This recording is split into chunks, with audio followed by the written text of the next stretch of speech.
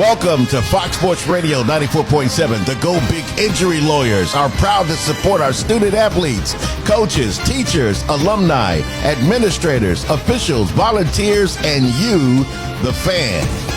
It's time for the Go Big Injury Lawyer pregame show, an in-depth look into tonight's game. Now, here are your hosts, the Mac Daddy of Sports, Charles McNeil, and C-Mart, Chris Martin.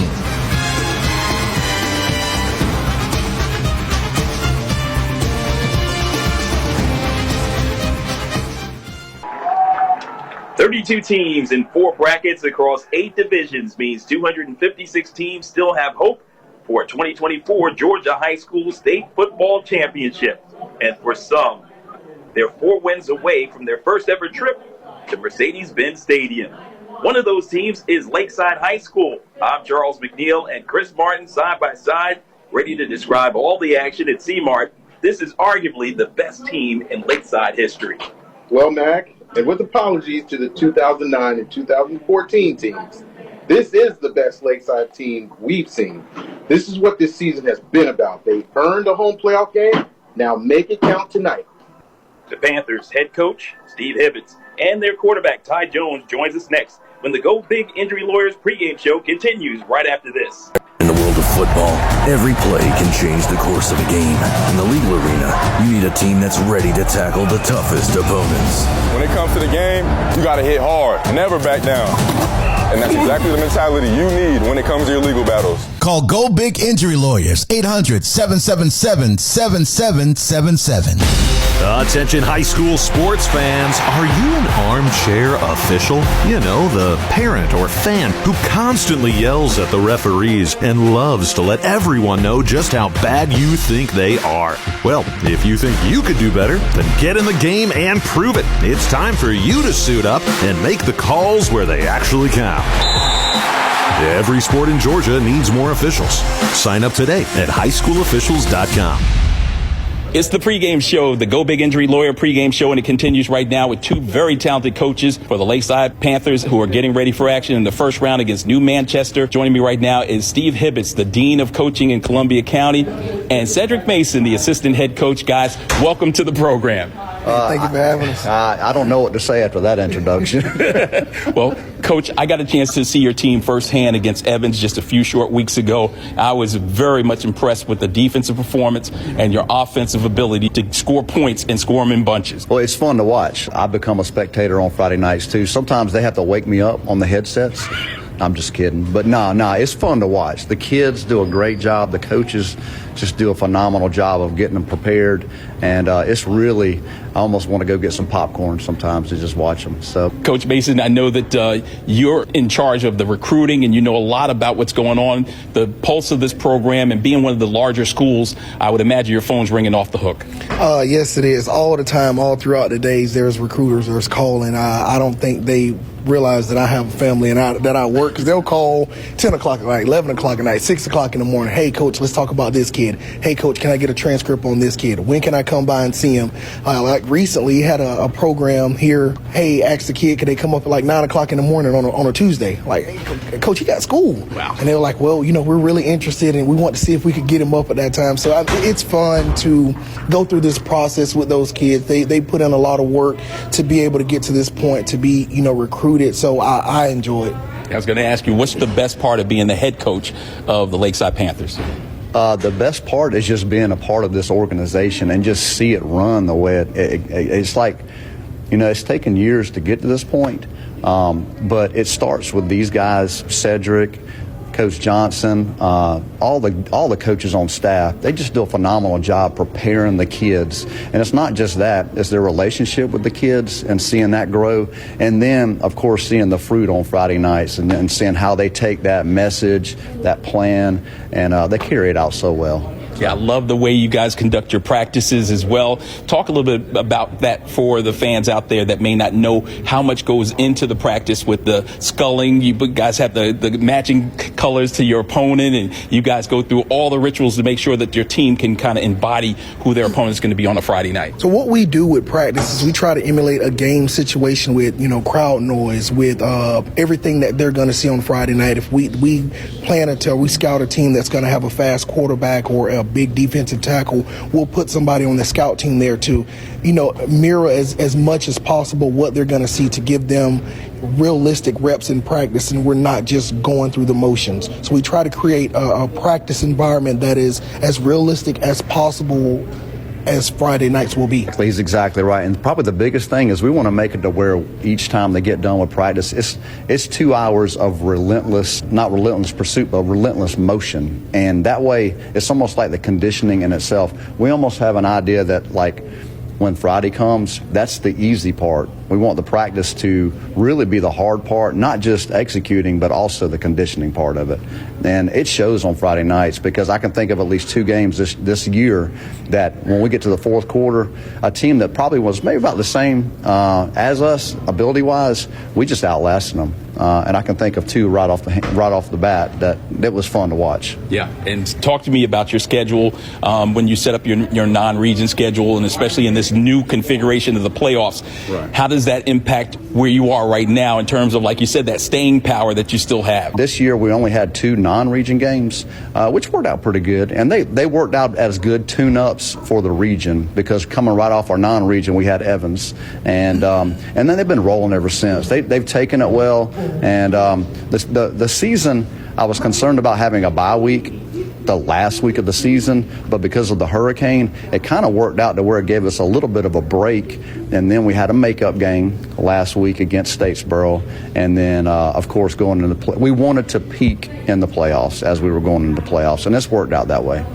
Coach Mason, I had to ask you about the hurricane as well. What kind of stories have you heard from the players? Obviously, we hate to have guys displaced or going through anything, but throughout the storm, the kids got together with one of the players' house that literally had no lights or anything, and that's where they hung out at. That's the bond that the kids have created through everything that was going on at that time. They found a way to get together and hang out with each other and keep the camaraderie that they built going. They were helping neighbors or whoever they could help out during that time, clear trees out the way, move whatever they could do. And of course, they had time to throw the football around. Of course, they bugged us, "Hey, Coach, when are we going to get started again?" And we preached to them during that time. It's important to be with your families during this time with everything that was going on. But they were with their family, they were with their football families, but they were ready to get back out on the field as well. Well, we saw it on the field, 9-1 record, Coach, as you prepare for the game tonight. What are some of the things that you will look at and say, okay, if this happens in the first series, offensively or defensively, we're in rhythm, we're ready to go? Yeah, so the main thing for us is on offense is being able to run the ball effectively. I think for us with B.J. Grissom, if he's like our bell cow and he starts on defense as well, if he can get downhill and just kind of punish people, that's a good sign for us. And that goes to our offensive line as well. So they take pride in that. I think for us, because that opens up everything else that we do. It opens up Ty being able to run the ball, and then, of course, it opens up the passing game as well, because we do play actions and bootlegs off of that. I think that it all starts with him. And then defensively, I think against the team that we're playing, New Manchester, us being able to get at a quarterback. He can sling it. He's probably got the best arm overall. I don't know if he's probably not the best quarterback we've seen all year, but man, he can sling it. And they got 2 good receivers that if we don't get to him and he has time to throw it, it could be a long night for us. So those are probably the 2 things I would look for. Well, gentlemen, we thank you so much for your time in the pregame. Ty Jones, you mentioned him. He's coming up next as the pregame show rolls on in just a few moments right here on Fox Sports Radio 94.7 FM. Timeout. All right. Remember, we're a team that plays together. Listen, the winning will take care of itself. We just have to get everyone involved. In interscholastic sports, we celebrate what makes every one of us unique. And in the pursuit of a common goal, everyone in the huddle, in the bleachers, and in the community comes together. This message presented by the GHSA and the Georgia Athletic Directors Association. Looking to buy or sell your home? Go Greg Odom. Whether you're upgrading, downsizing, or investing, Greg Odom and his team have the expertise to help you navigate the real estate market with confidence. With over 20 years of experience in Georgia and South Carolina, Greg is a skilled negotiator and an award-winning realtor who's committed to getting you the best value. From listing your property to closing on your dream home, Greg's here for every step of the journey. Need a new construction home? Greg's got you covered, working directly with you and the contractor to bring your vision to life. Contact Greg Odom today and let's find the perfect home for you. Greg Odom, professional, experienced, and committed to you. Go GregOdom.com. The pregame show continues right now with Ty Jones, the star quarterback at Lakeside High School, ready for action tonight as we prepare for this big matchup against New Manchester. First game of the state playoffs, and this is a new experience for you. Yes, sir, it is. It's first experience, so it'll be a playoff game in all my 4 years of high school, and then it's going to be home, so I'm super excited for it. So do you think going into the game tonight you will be nervous? You'll be excited, as in, just bubbling to get started? And how do you keep yourself contained? What kind of music you got on in your AirPod? I'm going to treat it like it's a normal game. Don't try to approach it any different, and that's the same thing we've been preaching. It's just a normal game, normal home game, and we're going to keep the train going. What has been your secret to your success with only one loss this season? The coaches and the team, we just work hard all week to prepare for that. The coaches, they take their time to put us in the best position, and the players, we buy in and we do our job to get that job done. All right, so let's talk a little bit about you individually. The maturation of your game from middle school to high school. What has changed from when you were a middle schooler? In middle school, just get the ball to the outside, just run. Fastest player, they're the best player. In high school, it's more skill, and everybody watches film. They know what you do. They've been watching for weeks and preparing for how you play. So I would just say my game, I just got a lot smarter in my decision-making. Yeah. Now, speaking of decision-making, you made some great decisions in the game that we did earlier this season against Evans. 21-0 was the victory. I know back in the day, Lakeside always looked at as the biggest game. Is it still the same? Yeah, I'll say it's that hate week, and that leading up to that game, we all had fire in us. We just wanted to beat them as bad as we could. And how rewarding was it to do it on their field? It felt great. My senior year, my last experience at playing at their field, we win 21-0, and it's a hate week. I love it. All right, so let's move forward to the rest of the region play. Well, who's been your toughest opponent thus far? I would just say the toughest will be probably Brunswick. They're a lot bigger and physical, and we played 3 games in basically a week, and they were our third game. We were beat down and tired, so I would just say them. Do you get comparisons to Kyler and or other players? The mostly comparison I'll get is Kyler Murray. We both short, both like to run around and keep the play alive to make a play, so Kyler Murray's been the main one. Making it to the postseason for the first time in your career and getting an opportunity to see, I know you always said you're only going to take it one game at a time, but see that long-range thing at the Dome with 3 wins, how rewarding would that be?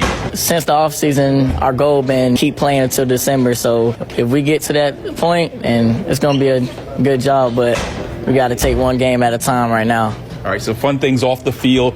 What is it that gets you hyped? Who's your favorite teacher, your favorite subject? My favorite teacher right now is probably Dr. McCoy. She's just so energetic, and the way she teaches, I love it. And she likes sports. She comes to the game and watch it. We talk about it too as well. So I love her. All right, and then subject? Statistics, math. All right, and then when you finish a game, what's your favorite meal to have after a game, and who makes it? I would say Waffle House. The whole team, we go at the Waffle House, we talk about the game, laugh and joke with the other teams in our area. It's Greenbrier, Evans, and I get a egg and cheese melt plate with a waffle on the side. Okay, smothered and covered? I get smothered in syrup. There you go. That's the way to do it. All right, we're spending time with Ty Jones, the quarterback at Lakeside. Music. Everybody wants to know what's on the playlist before the game and after the game. Before the game, I'm like a chill type of dude. So I listen to Brent Fayez or No Cap. And the song that's on replay is Grease in Sweden. Okay. Your favorite sports movie? Space Jam, not the new one with LeBron, the old one with Michael Jordan. The original, okay.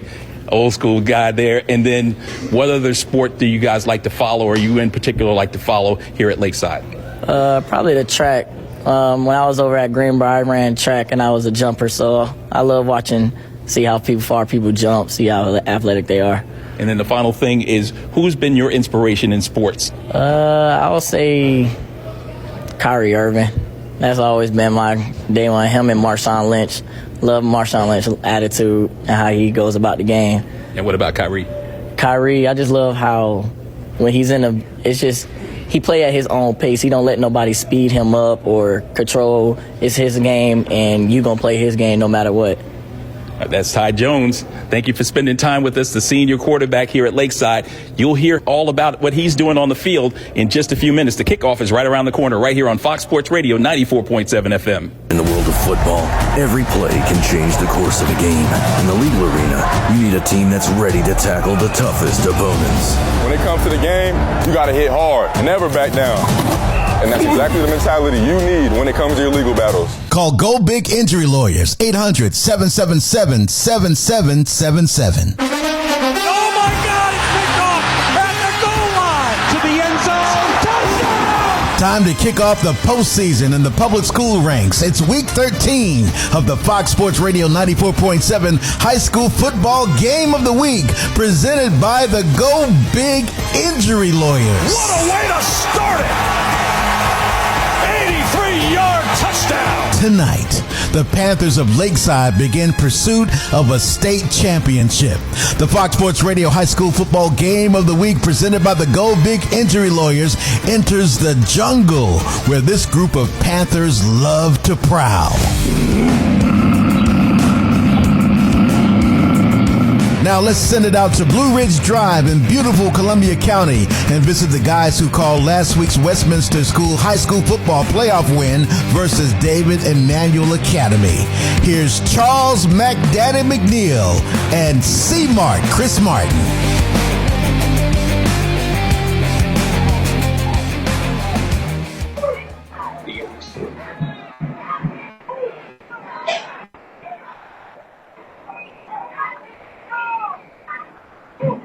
And C-Mart Chris Martin was way behind.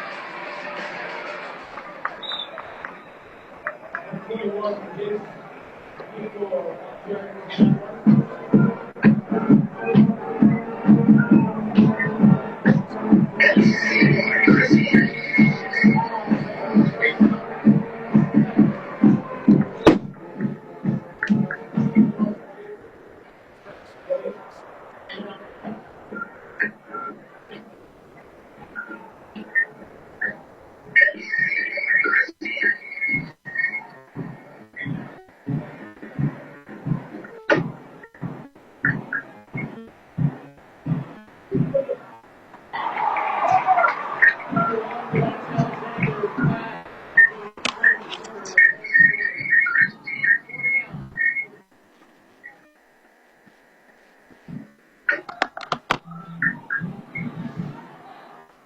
And we welcome you in. This is the place to be. This is the ultimate spot. This is the experience that is Lakeside football. GHSA state football action. The first round is underway. Charles McNeil and Chris Martin steady and ready to bring you all the action. It's fourth down as we join you in progress in a low line drive kick off the foot of New Manchester as they face Lakeside, and it's headed toward the end zone. And it's going to turn, make a right turn, and head toward the hash mark, and they're going to be down inside the 3-yard line. So a great kick after the first drive.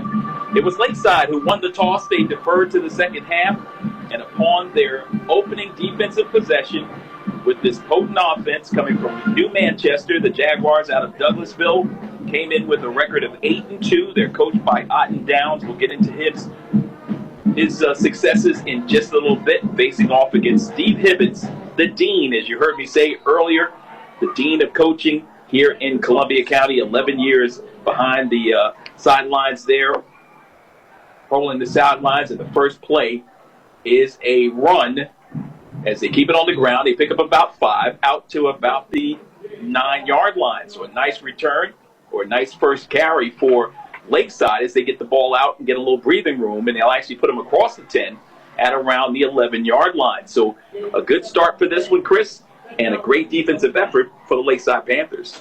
You're right. Great defensive effort by the Panthers on that first offensive possession for Manchester, which puts them in a good spot. Inside-out move and a grab, and now the guy's running. He's running down the left side. He's headed toward the end zone. A quick pitch, and it results in a 90 or 89-yard touchdown run for Lakeside. The inside pitch worked to perfection. They faked the outside give and pitched it to the inside man coming up the middle, and he bust through the hole and was off to the races. Chasing him were several Jaguars and unable to catch up with the speed and quickness as the outstanding quarterback, Ty Jones, with a little prestidigitation, some sleight of hand, found his man, and his man did the rest. Oh, my goodness. Extra point kick by Brandenburg is up, and the kick is good. So just 2 plays into their first offensive series in the 2024 playoffs, the GHSA state playoffs, and that quickly, it's Lakeside with a 7-0 lead. Let's hear from their head coach, Steve Hibbets, and get his thoughts on the keys to victory.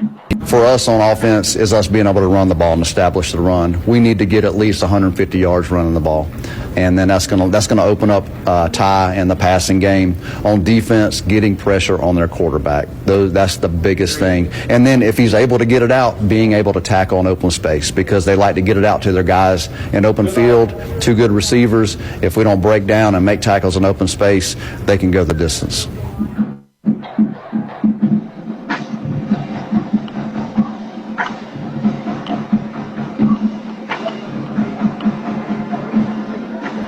And thank you so much, Coach. Appreciate that, Chris.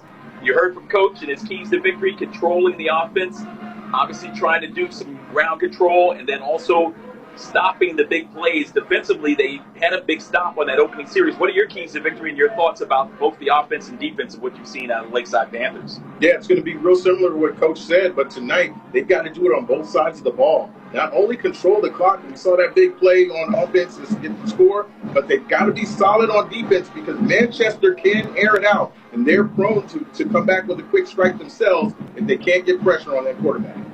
Steve Hibbets in his 11th year, 49-65 is his mark at Lakeside, looking for his first win of the postseason. And with that victory, moving into the second round will be a first for Coach Hibbets and this Lakeside Panther team. Of course, he coached at Westside, where he was 13-29 in the 2010 through 2013 campaign, the graduate of Silver Bluff High School. And definitely has gotten it done. 15 years overall for Coach Hibbets. Of course, he was the Border Bowl head coach for Border Bowl 11, the Georgia head coach back in the day. Looking to pass is the quarterback, and he's looking to go deep. He's got a man on the right side who tries to come back to the football, and he can't get there. He had gotten behind the defensive back, but was unable to get there as the play was thrown out there to number 13. That's Jacoby De Jesus. 31 grabs on the season, 565 yards, and 8 touchdowns. He's a big target at 6'2", 200 is the quarterback.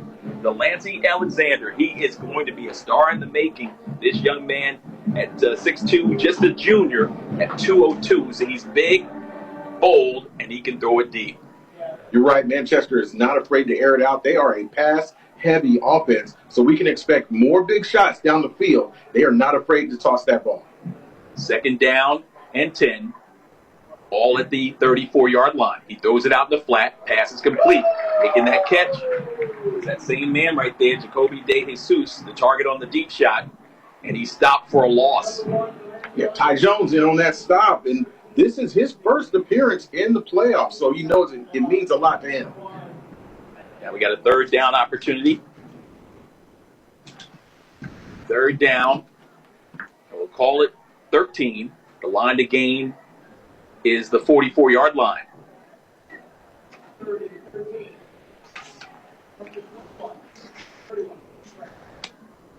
Alexander from the shotgun has 2 wide receivers to the right, 2 to the left, and he's going to keep it up the middle. Big opening. He's got 5, he's got 10. He gets by that man. Now he's down the sideline and into Lakeside territory, to the 40, to the 30. Still on his feet, down to the 25. I talked about him being a big guy.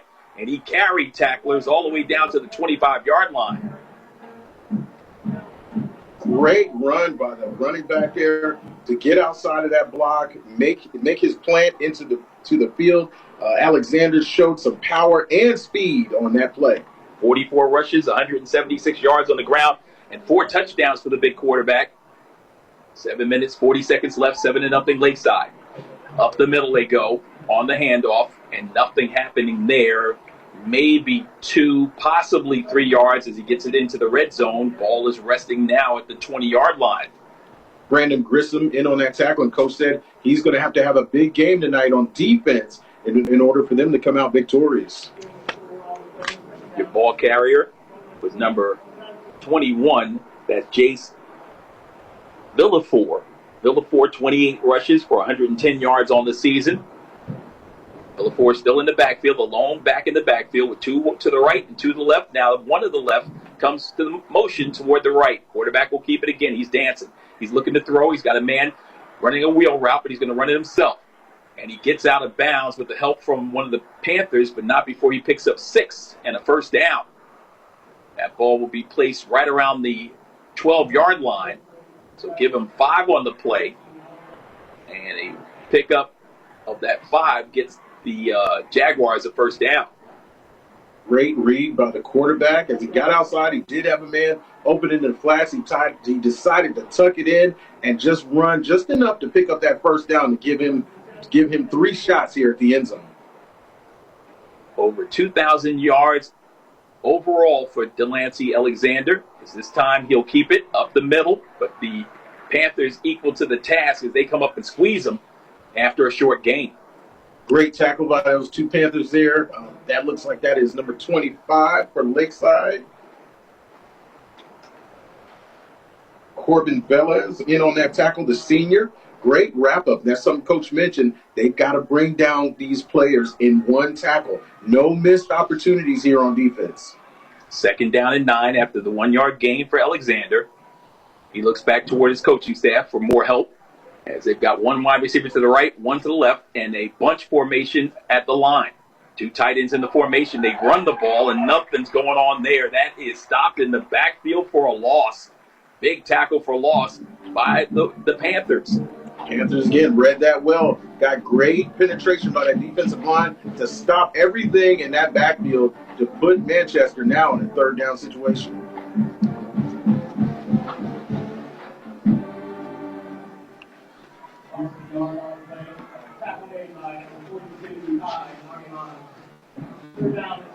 So 3rd down and 10 after the loss of yardage.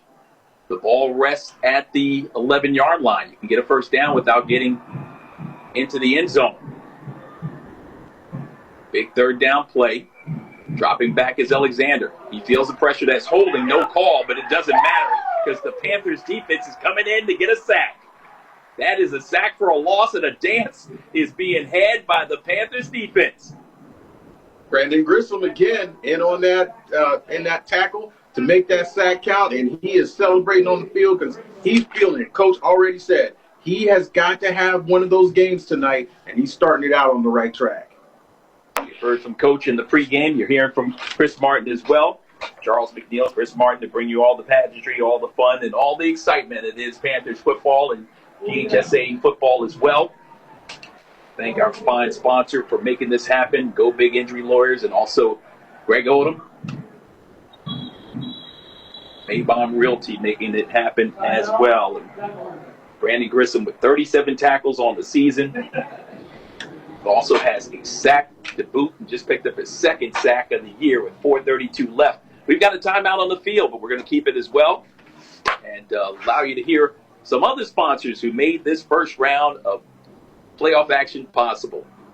The Georgia High School Association would like to thank its corporate partners for their valuable support of high school athletics and activities. Alpha Insurance, Georgia Electric Membership Cooperation, Gatorade, Wilson, BSN Sports, Atlanta Hawks, Mizzuna, Atlanta Braves, Subway, Sports Medicine South, Atlanta Track Club, NFHS Network, Regions Bank, Max Preps, GoFan, and Georgia Public Broadcasting. Those are the state sponsors who made this broadcast possible. across the state, games are being had, and of course we'll keep you updated on scores as they come around. We'll check in with our good friend Gabriel Stovall from the Augusta Press. Promised when I visit with him on Tuesday, Chris, he'd be providing us some scores from all over the land. So, of course, we've got our reporters around town as well. So if you've got a score, make sure you text those to us as you complete each of your quarters. We've got 4:32 left here, opening quarter, and it's a fourth down situation, and they're going to go for it. New Manchester, the Jaguars with the football, 8-2 record. As they come in as the third seed out of the region, there's whistles before the play can get started. And it looks like the Panthers and head coach Steve Hibbets will call a timeout to get a chance to regroup here. And this is kind of surprising. You see them going on it on fourth down early in this game. Either two things that indicates is you don't trust your kicking game, or you feel like this is an opportunity that you can get this game. It's close enough to where even if you miss it, you've got Lakeside deep in their own territory. So it's a gamble for Coach, but you can kind of see the strategy behind it. And they also believe in that passing game. They think they can pick this up. Otten Downs, second season for his ball club, 12-8 record with the Jaguars in those 2 seasons. 4-6 last season. Inherited a team that a couple of seasons ago were 0-10, so a quick turnaround for Coach Davis. Yes, you can see, but he is building a legacy of program here. They've really made strides and progress to get themselves to this point to where they are in a playoff game. Even though it's on the road, they have really earned every step, and this started a couple seasons back. So here we go. Fourth down and 20. Looking to throw. Alexander was sacked. Once again, the Panthers' defense is equal to the task.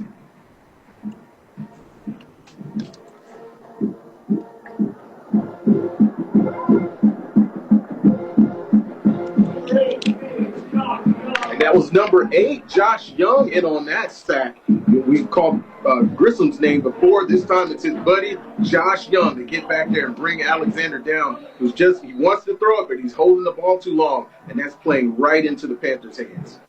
Josh Young with 43 tackles now on the season and his second sack of the year, coming through big and turning the football over back into the hands of the Panthers. They scored in their second play. They'll go with that quick underhand pitch, and it works to success the first time, but not so much this particular time. It's his tackle for a loss as the running back dropped in the backfield. That's number 3. That's Mikael Grissom. So Mikael Grissom, on the season, had a tremendous year, especially when it comes down to his capabilities of rushing the football and receiving the football. 16 runs for 135 yards on the season, leading receiver on the team with 33 catches for 723 yards, and also contributing in the end zone as he has 7 touchdowns overall.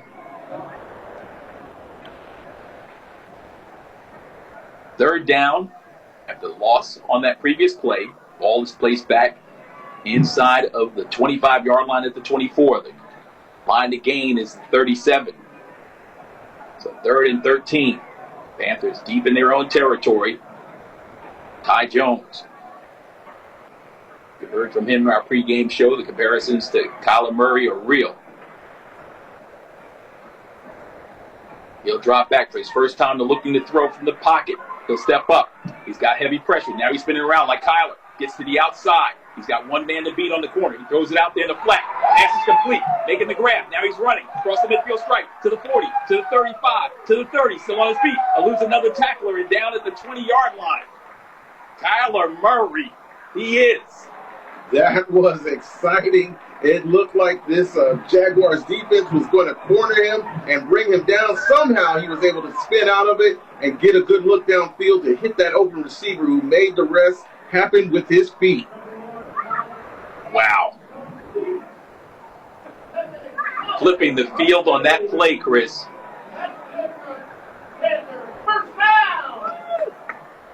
Now they're going to keep it on the ground. It's the quarterback. Jones keeps it himself. He picks up positive yardage inside the 15 and down to the 13. So pick up 7 on the play. Makes it 2nd and short for the Panthers. Yeah, I'm still just amazed at the previous play. He hit Solomon Humphreys on that scramble, but that play completely broke down because of the Manchester's rush. But Ty Jones somehow found a way to get out of it.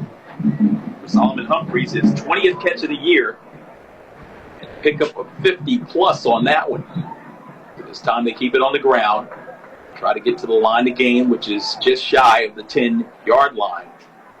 It's going to be awfully close. So where they mark it, should be a first down. The chain gang's ready to move, but the officials say, nope, not so fast, my friend. So it'll be third down and inches. Line of gain is the 10.5, and the ball sitting right there on the 11-yard line. Jones from the shotgun with one back in the formation. He hands it off up the middle. That's a first down as he leans forward and dives inside the 10 and down around the 6. They are just consistently moving this ball with this run game and sprinkling in the big play to set them up for scoring position. They're looking at getting in and going up 2 scores on this Manchester team early in the first quarter. Time winding down in this opening quarter, 1:23 left. 7-0 in favor of the Panthers. Humphreys, Grissom. Been the target so far with Grissom, B.J. Grissom that is. 894 yards on the season. Looking at 1,000 yards this year as the quarterback keeps it himself. That's Jones, and he's spun down. Got back to the line of scrimmage and no more, so it'll be second down and goal. Good job by that front wall of the Jaguars. They're clad in their white tops, their red bottoms, the silver helmets for Panthers, and they're all black with maroon numerals and white helmets.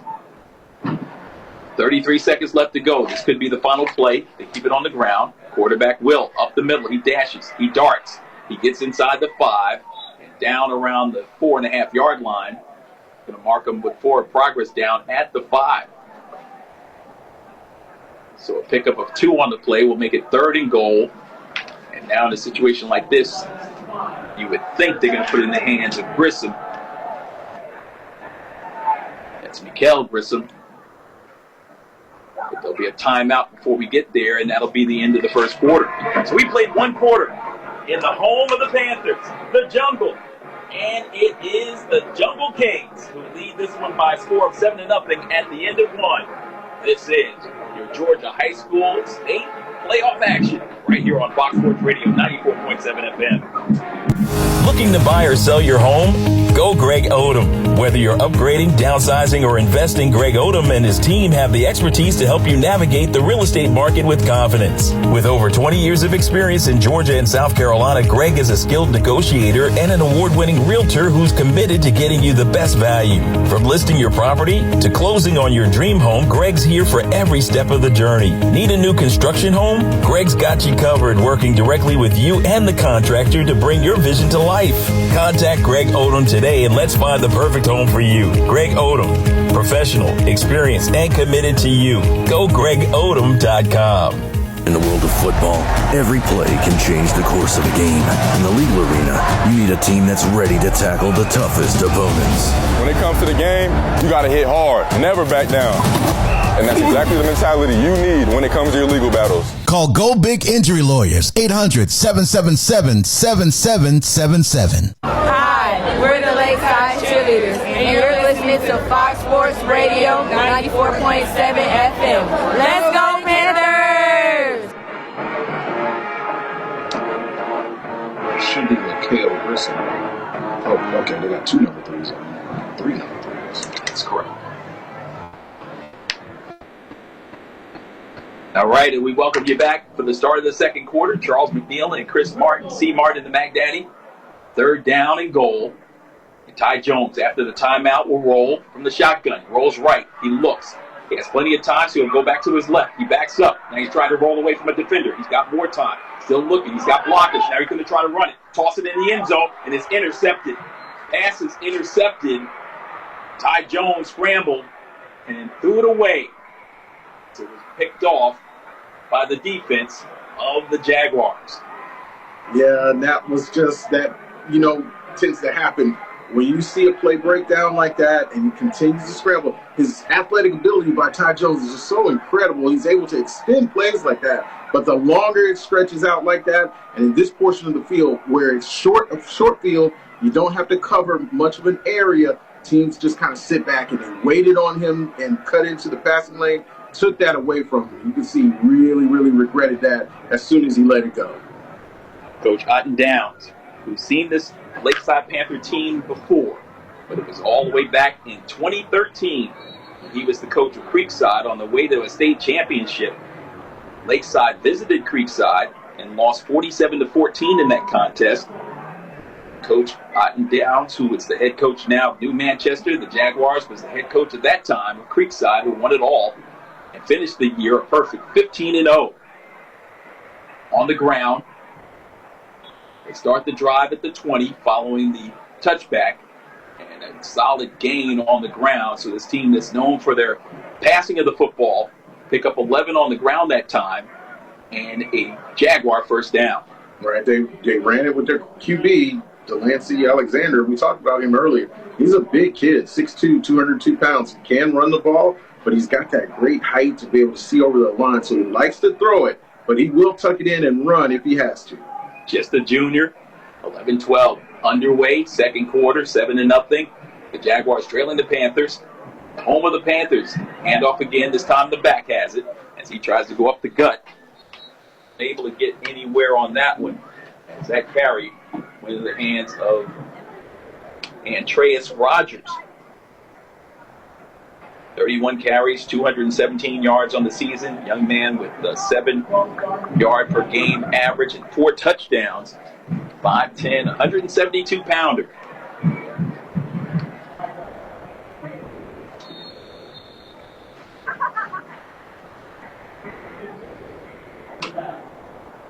So penalty backs them up 5. Do not negate that last run.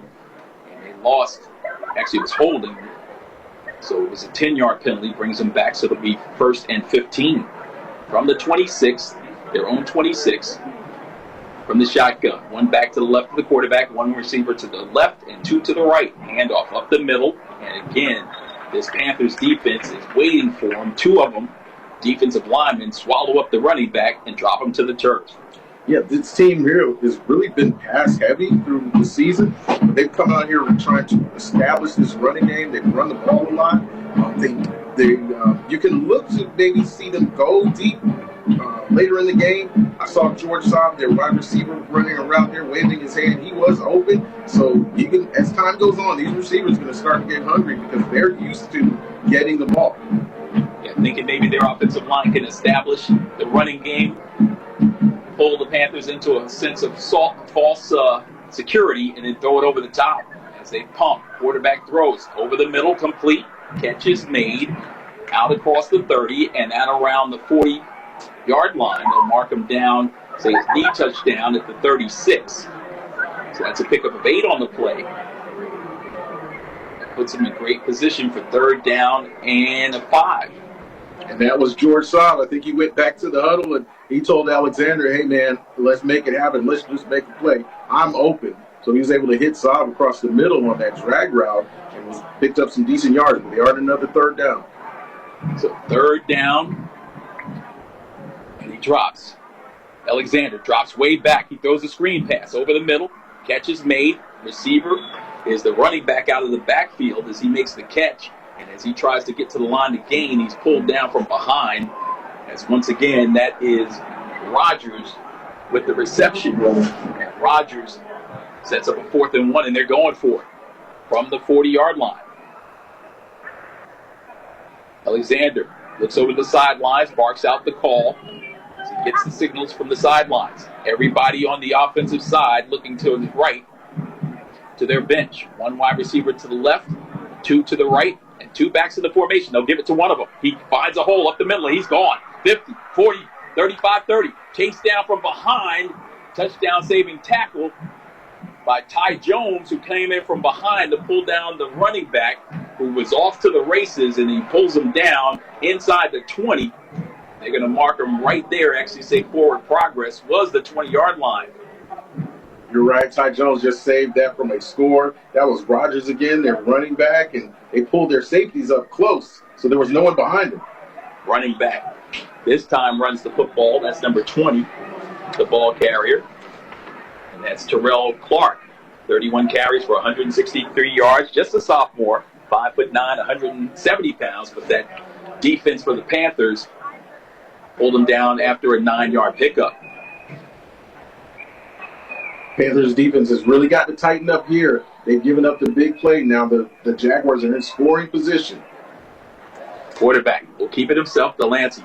Working left, trying to get it to the outside edge. Works off the little disco move as he eluded the linebacker for a moment. Then his help came from the outside. So great job. Sexton kept him right in front of him long enough for his reinforcements to come in and bring him down. Colin Velez came in and gave some help. We've called his name a few times on some key tackles that they have come up with to stop this Jaguars offense. Let's see if they can do it again. Yeah, Velez with 40 tackles on the season, 15 of those solos. Add another one to the list. So third down off the loss of 2 on the play. It's a 3rd down and 3. The ball rests at the 13-yard line. They'll hand it off up the middle. Pushing. And he gets down to the line of game, and that'll be a 1st down for the Jaguars. The Jaguars picking up the 1st down to keep the drive alive as they look for the equalizer at the 6:15 mark of the second quarter. 7-0 is our score in favor of the Panthers of Lakeside. They've had several 3rd downs tonight. This is just the 2nd time they've been able to convert. That's a positive sign for this Jaguars offense that seems to have started out slow, but now are kind of finding a good mix of their pass and run to keep this offensive series extended. Operating from just about the 10-yard line, we'll call it the 10. And whistle's blowing, and that's going to be a delayed game unless they call the timeout. Let's find out. Looks like they did call the timeout just in the nick of time. So the experience of Otten Downs, the head coach, a man who's had 5 different stops in his high school career: Riverside, Creekside, Westover, Alexander, and New Manchester. 2 region titles under his belt as well, and a state title, as we alluded to, in 2013. This team from New Manchester just in their 14th year of football, and they're already their 4th trip to state tournament action. 52-81 is their record overall, 8-2 this season.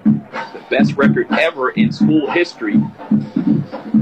As I said, just 2 years shy of their 0-10 mark. Their lone losses this season came to East Paulding 19-6 on the road on September 20th, and on October 25th, a road loss in Rome, Georgia, 35-7.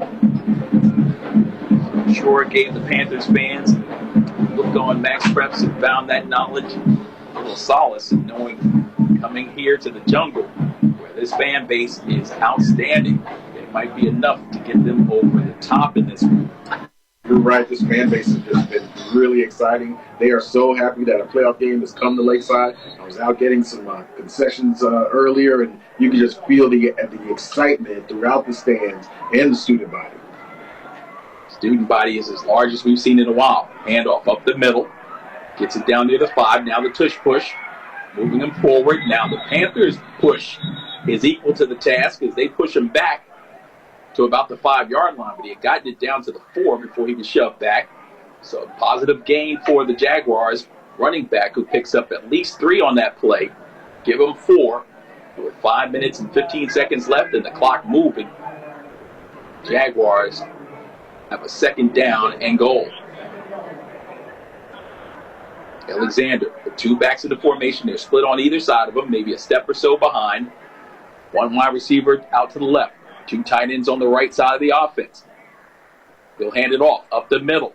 Diving toward the end zone. He falls shy of it. And he's tripped up, the running back. Knocked down at the 1. Say forward progress is the 1.5. And they're going to go with some tempo here. No huddle. Again, same formation. Split backs on either side of the quarterback, about a yard behind him. And as he waits the shotgun snap, there's whistles and a timeout call, this time by Coach Hibbets in Lakeside. Antarius Jones was the running back for the Jaguars on the last play, and then he goes out as they bring in a fresh body on for this third down. One thing I noticed as they were warming up, this Manchester team is really, really deep. Got a lot of bodies, a lot of kids on this program, and they just keep bringing in fresh legs. No doubt about it. Their roster goes from number 1, or number 0 actually, all the way to 99. Give you some perspective. So 4:29 left to play before halftime. 7-0 score.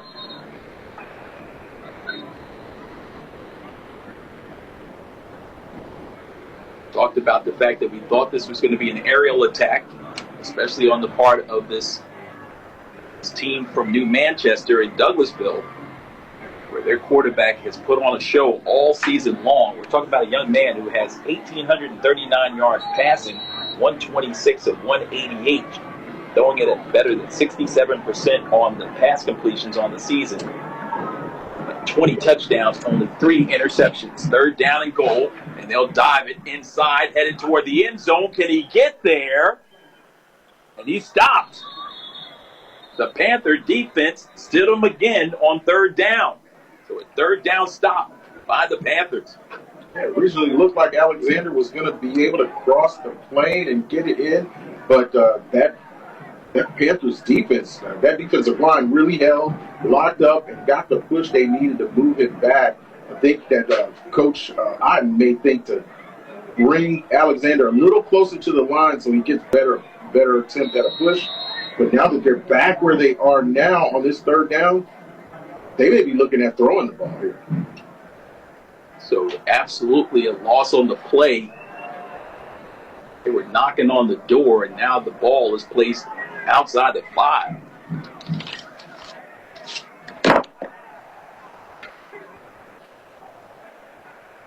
So here we go. 3rd and goal. Alexander rolling out. He's got a receiver open. He didn't throw it. Now he's going to throw it late. Diving attempt, and it's blocked and out of bounds. Defensive stop. That's Ty Jones once again defensively, the smallest man on the field. Man-on-man coverage comes up big. Big play again by Ty Jones. He saved a touchdown twice on this defensive series, and you really thought that Alexander had a chance to maybe run it in, but he stretched that run a little further out to the sidelines, where I think maybe Coach Ivan might have wanted him to just turn it up and try to punch it in. And you think in terms of Ty Jones, he's the young man who started this offensive drive for this New Manchester team by throwing an interception in the end zone down the other end. They marched all the way down the field. This is a 14-play drive and looking to cash in. So 4th down and a timeout call by New Manchester. They call this timeout their final timeout of the first half with 3 minutes and 58 seconds remaining. Home side, it's a sellout. Capacity crowd, standing room only. Not talking about the student section. This New Manchester crowd came in. They brought about a couple of hundred. But their band is here, ready to perform for the fans here at halftime. When you make it to the state championship, everybody gets a chance to roll. You're right. You bring them out. Support them no matter where they got to go. These young men have worked hard all season, and they want that support in that fan base. Now, what's going to be surprising is if Manchester goes for it again on 4th down, that they have been resigned to not bring out that special teams to try to get any type of field goal. Not sure if they don't trust the kicking game, but looks like they're going to try to go for it again on 4th. This Lakeside Panther team giving up 19.2 points a game. New Manchester scoring almost 30 points a contest. So here we go. 4th down. New Manchester going for 4th down for the 3rd time in this contest. Alexander, lone back in the shotgun. Fakes the handoff, dives inside. He barrels in. He's in there. That's a touchdown. Touchdown.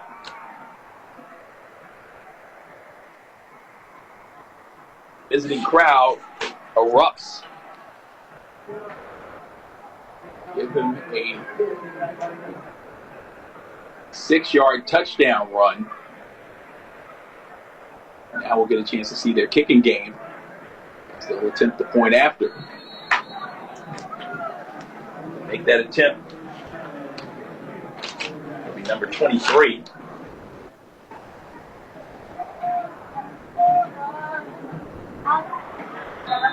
Kick is up, and the kick is good. So we're deadlocked at 7 apiece, with 3:51 left on a 4th down conversion and a score. So the quarterback duel is on.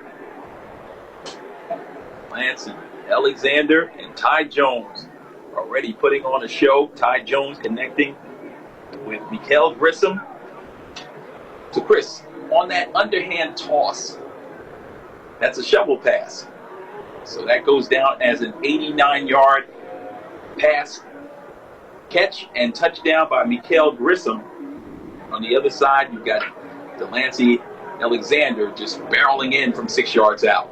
You're exactly right. And so far, this game really is hinged on just a couple of plays. We've got those 2 big plays by Lakeside that put them, one gave them a touchdown, the other one put them in the scoring position. And then on the opposite side of the ball with Manchester, them just being aggressive, going for it on 4th downs. It didn't pay off for them early, but it paid off for them here on this drive. They were able to pick up that score, but that came off of an earlier possession where they were backed up on a 4th down, had to pick that up. So Manchester being extremely aggressive, making sure that they stay within striking distance of this game, even if it was the two scores up, which would almost got to be that point. So tied through that interception in the end zone, this game looks like it's going to come down to a real nail biter between these two. High floating kick, taken out from the 25. That's a block across the 45. And out near the midfield stripe, and then leaping over the bench area is the kick return specialist. So a nice job by the Panthers to bring the football back, put themselves into excellent field position with plenty of time on the clock. What a nice play that was by Solomon Humphreys. So Humphreys with a, let's see what they give him the forward progress out to. Looks like it's going to be, there's a penalty. Back up the Panthers, holding penalty. That's a spot foul. So he got a 20-yard return, but it was negated. And the net gain turns out to be just 9. So the ball rests at the 34-yard line. That's where the Panthers will have it with their 3rd possession of this first half.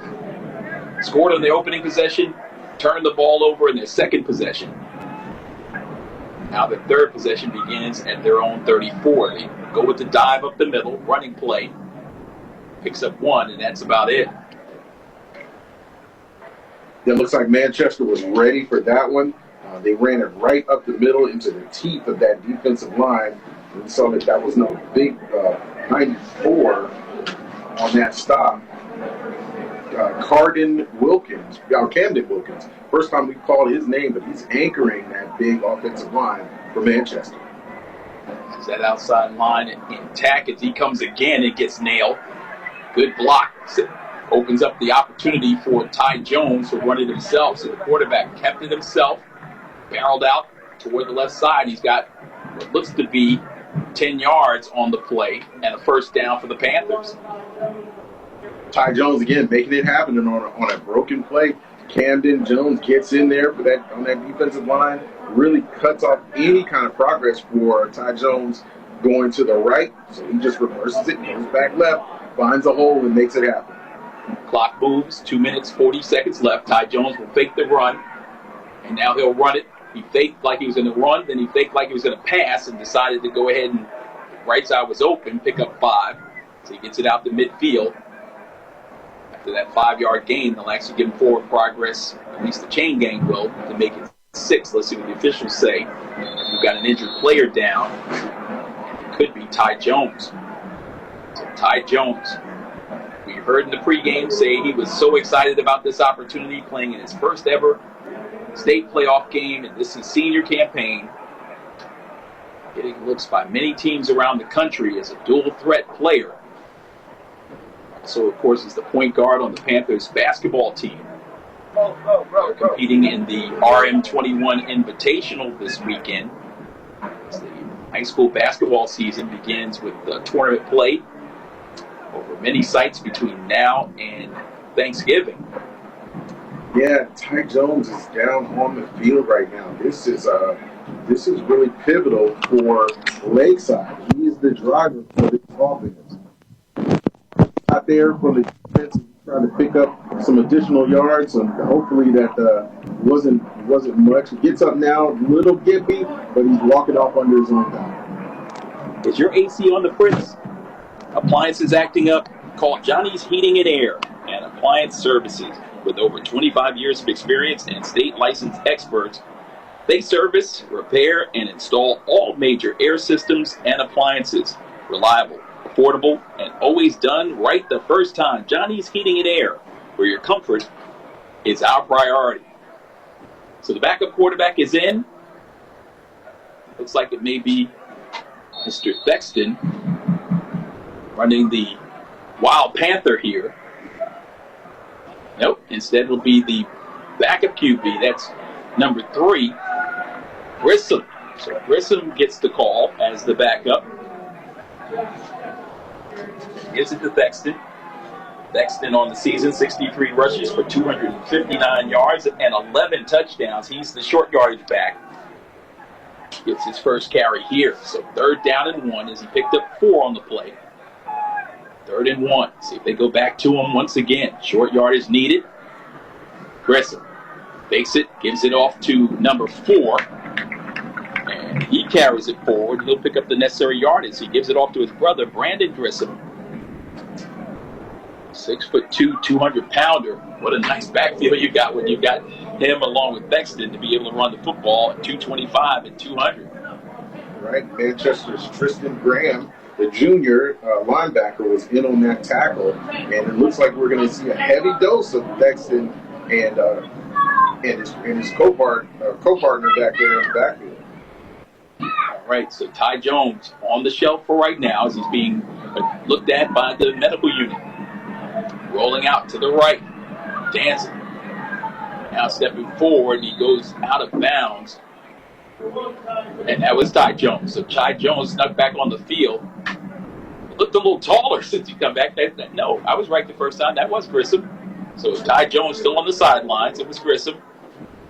I'd say he looked a little taller than Ty Jones and a little heavier. That was Mikael Grissom. The best announcer shook me there for a moment. So 1 minute and 6 seconds remaining.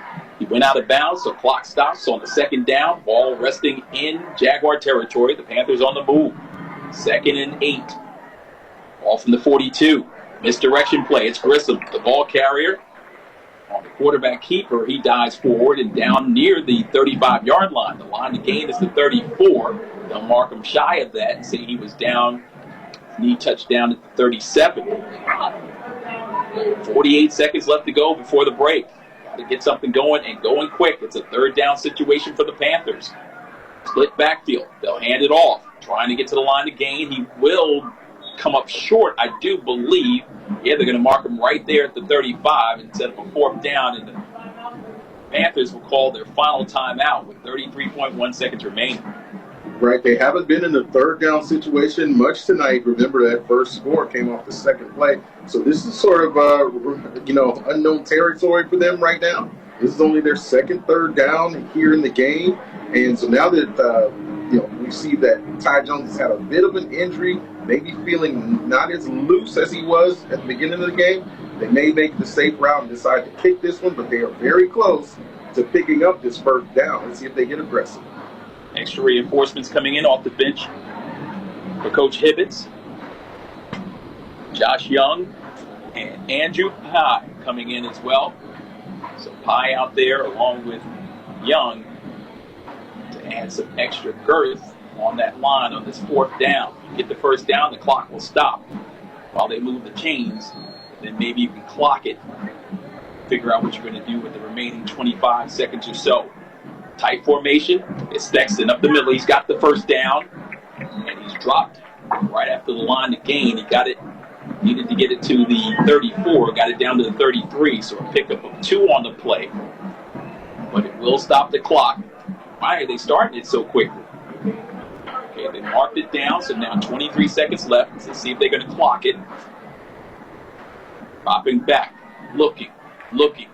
It's Ty Jones back out there. He throws it late, high, and it's caught, and then the receiver drops down with 11 seconds left. No timeouts remaining. Clock will move. 7 seconds, 6, 5. Can they clock it in time? They will. With 3 seconds left, clock is still moving for some reason. And now they're going to bring the field goal unit on and try to get points to close out the half. So Ty Jones came off for 3 plays, made his way back on the field in nick of time to clock it. The senior was not going to let this drive in without an opportunity to get points. Right, Jacoby DeSuze for Manchester came up and made that quick stop on that pass. He's a junior safety back there trying to lock down this secondary. William Brandenburg comes in, the junior kicker. Ball rests at the 35 where he's held. 45-yard attempt. The kick on the way from 45 yards out. It's headed toward the end zone, and the kick is good. Through the uprights from 45 yards out, William Brandenburg closes out the first half in style.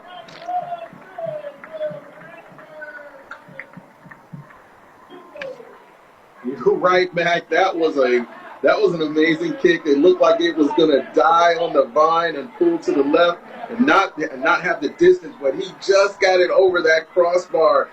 Excellent kick, and that was a deep one for a high schooler. 45 yards. He nailed it. All right, that's the end of the first half. With your score, Lakeside in this 5A state playoff game, they lead it by a score of 10-7 over New Manchester. Stay with us. The halftime show comes up next with a visit from Lakeside Panther girls basketball coach Matt Scott.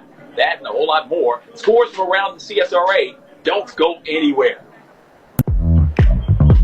Tired of spending hours online searching for promotional products or apparel for your next project? Let Performa Premier Solutions give that time back to you so you can focus on your core business. Performa Premier Solutions is your one-stop shop for all things marketing, whether it's print, promotional products, or apparel. Let us do the research for you and provide innovative solutions. So log off the internet and give us a call at Performa Premier Solutions at 706-860-8284. In the world of football, every play can change the course of a game. In the legal arena, you need a team that's ready to tackle the toughest opponents.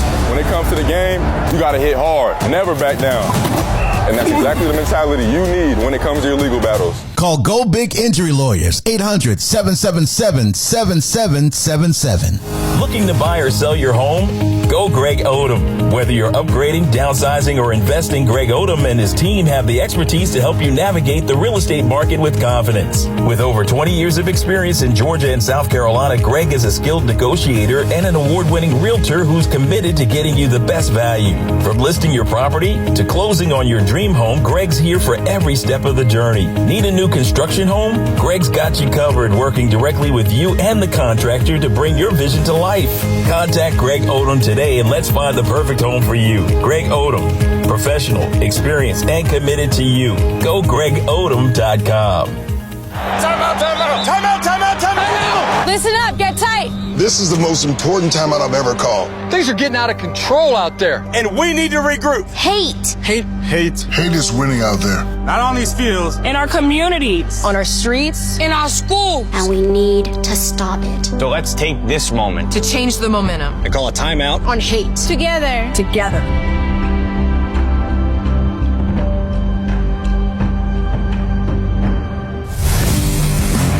One half of the action is in the books. It's time for the Performa Premier Solutions Halftime Report. We've got you covered with a full game recap, exclusive guest interviews, all the stats you need, and much more. Stay tuned as we break down the first half and look ahead to the second half. Now, back to the broadcast team in the press box. Fresh off an appearance in the Ricky Moore Invitational, Matt Scott joins me, the head coach of the girls program at Lakeside High School. They were victorious on Tuesday night. I got a chance to watch them. 72-7 was the final score. And Coach, man, what a game you guys put together. 7 points is all you allowed to a Westside team that I've seen on many occasions score well more than that. Yeah, games like that are tough to coach. You want to work on things. It's our first game of the season. We had a scrimmage Friday against Cross Creek, but the first real game of the season, pretty good crowd, little delayed start with some mix up with the rest. But we got it going.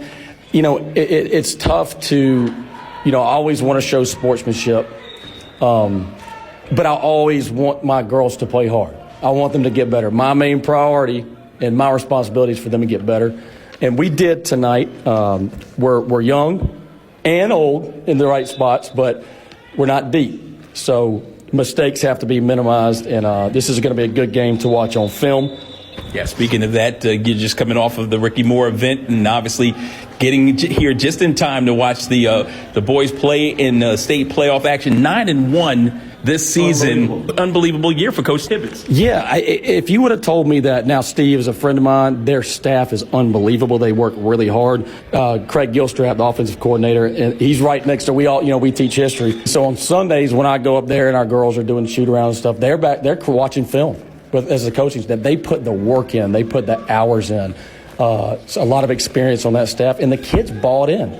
Kids, getting in the weight room, developing, their IQ, their football IQ, their emotional and mental toughness, third, fourth year kids, and it's paying off. But if you would have told me they'd be 9-1 at the end of the year, I would have said, Charles, you're lying. But as you know, it's so important that not only you get it done in the regular season, but you got to get it done in the postseason. And for whatever reason, I've been here 30 years. Columbia County schools have struggled either in that first or second round. What makes you think this team may be different? Well, one thing is the draw you get. If you get, a juggernaut, a powerhouse, and even if you are in you go against a region, that's predetermined before the year, which region you match up with. But if you match up with a region where the 1 through 4 seeds like Northside, Warner Robins, House and County, this is back in the day, but that 4 seed is going to beat a lot of 1 seeds.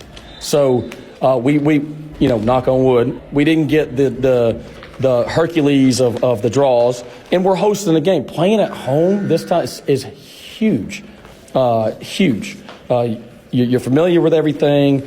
Your fans are there. You're in your locker room, your routine. I think we got a good shot. I really do. And I'm really pulling for the staff. Those guys, those coaches, and those players, they've worked so hard. Historic season, Charles. Yeah, no question about it. And that's why we're so excited to be here to call this. Let's talk a little bit about the quarterback, Ty Jones. What an athlete. I compared him in that first game when we broadcast the game against Evans of a young Kyler Murray. Yeah.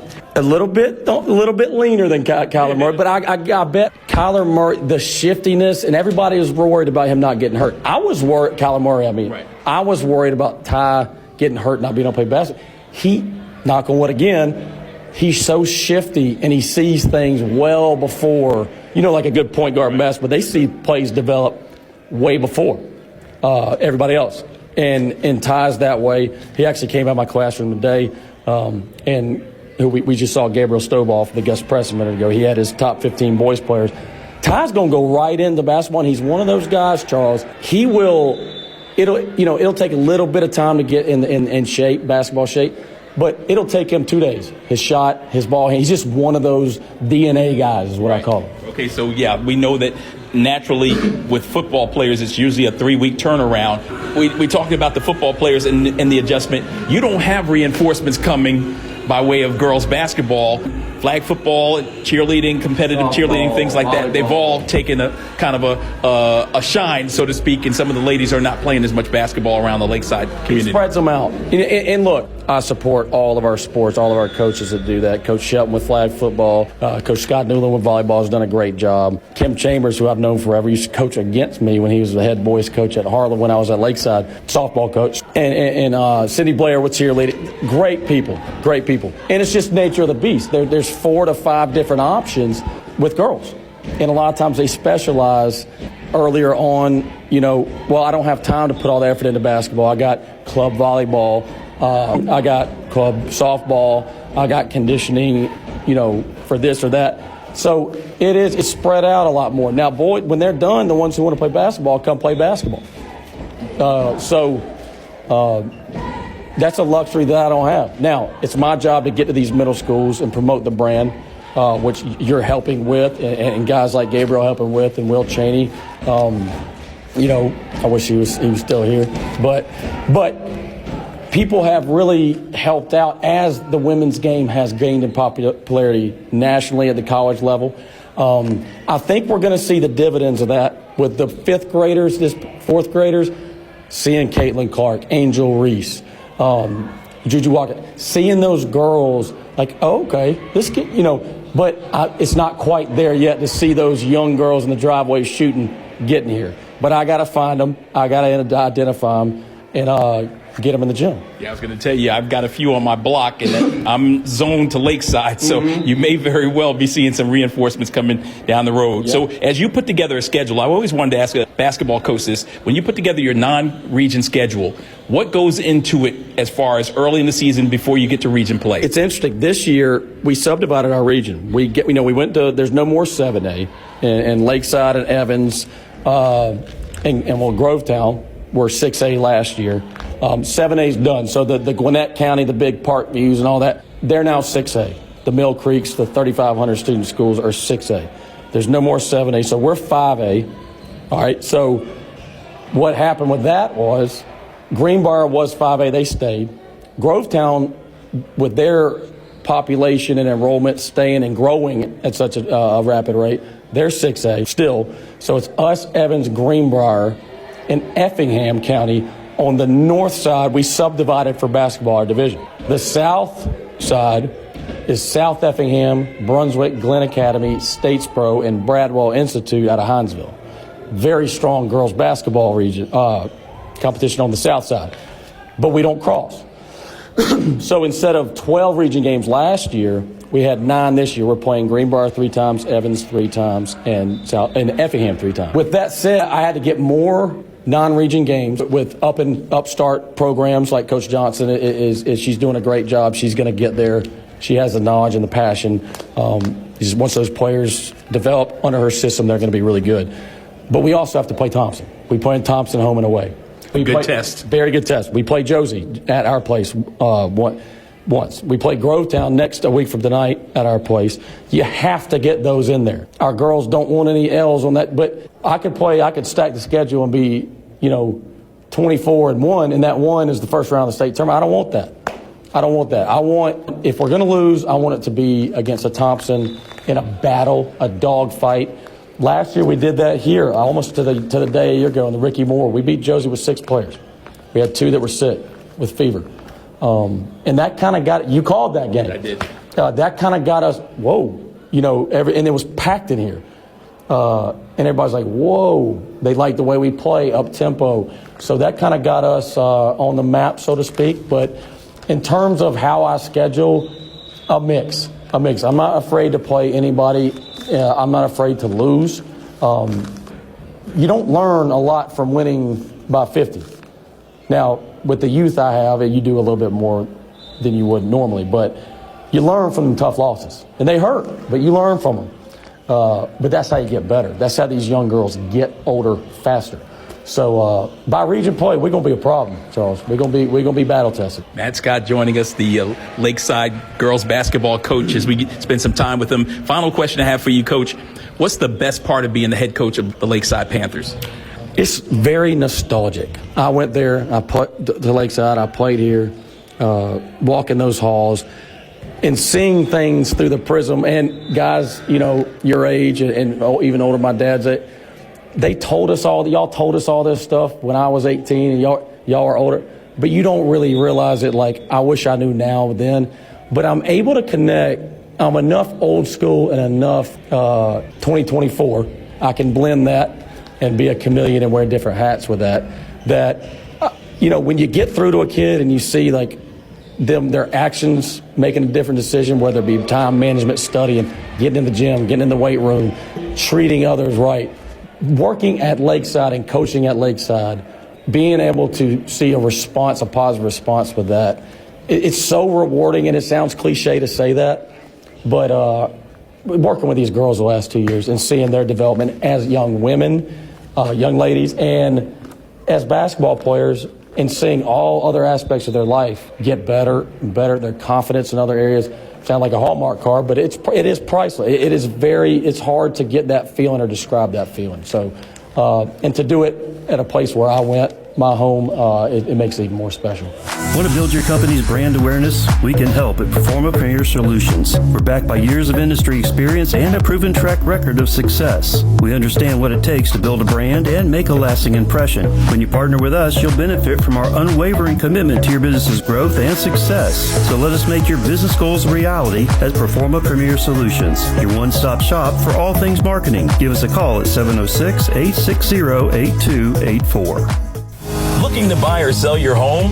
Go Greg Odom. Whether you're upgrading, downsizing, or investing, Greg Odom and his team have the expertise to help you navigate the real estate market with confidence. With over 20 years of experience in Georgia and South Carolina, Greg is a skilled negotiator and an award-winning realtor who's committed to getting you the best value. From listing your property to closing on your dream home, Greg's here for every step of the journey. Need a new construction home? Greg's got you covered, working directly with you and the contractor to bring your vision to life. Contact Greg Odom today and let's find the perfect home for you. Greg Odom, professional, experienced, and committed to you. Go GregOdom.com. It's a big Friday night of high school football around South Carolina. Be sure to stay tuned for the high school scoreboard following the game. Hi, this is Phil Kornblut of Sports Talk. We'll bring you all the scores from tonight, plus game reports, coaches' interviews, and analysis by David Shelton. We'll cover it all up until midnight on the high school scoreboard, coming up after the Fox Sports Radio 94.7 High School Football Game of the Week on WAAW-FM. Hi, we're the Lakeside Cheerleaders, and you're listening to Fox Sports Radio 94.7 FM. Let's go, Panthers! And we welcome you back. We are in the place to be. This is the start of the halftime festivities. Winding down, Charles McNeil and Chris Martin recapping the first half of this game. The Lakeside Panthers looking to advance into the second round of the state playoffs for the second time in school history. An opportunity of a lifetime, and they're certainly looking forward to it.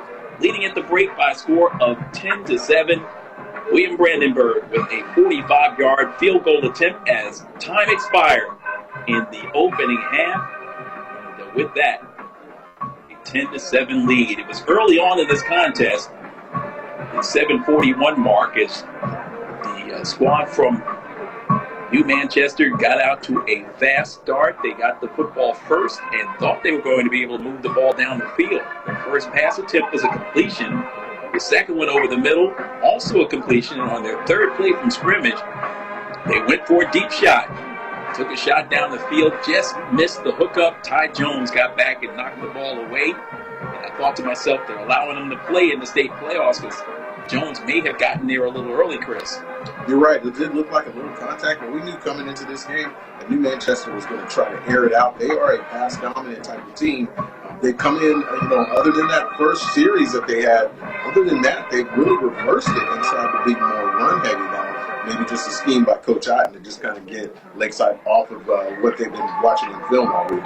It makes perfect sense, and the defense stiffened for the Panthers. They got the football back for the first time, and on the second play from scrimmage, they pitched it inside. Quarterback just basically took the shotgun snap. His running back came from the right side in toward the middle of the field, right behind the center. Got that inside pitch. There was a huge opening, and he made a house call.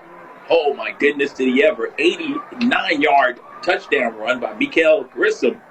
And the PAT was good, and it was 7-0. And, of course, if you need a house call, make sure you check out Greg Odom, Realtor to the Stars, the #1 Realtor in 2023. And he is our official Realtor here tonight. We thank him for his fine support of our broadcast. Of course, he also is a parent of a student here at Lakeside High School, so he jumped in to help support and make this broadcast possible. So please patronize him. If you're in need of a home or looking to sell one, check out the expert, Greg Odom. All right, so here we go. 7-0 score, 7:41 left. We go into the second quarter, kind of a slow-moving second quarter. Neither team able to get any headway. And then it looked like, again, Lakeside was about to take a 14-0 lead. They marched down the field, had that ball in great field position with an opportunity to cash in, only to see an interception thrown by Ty Jones on the right side of the end zone. He scrambled for a while, tried to make a play, and it didn't work out.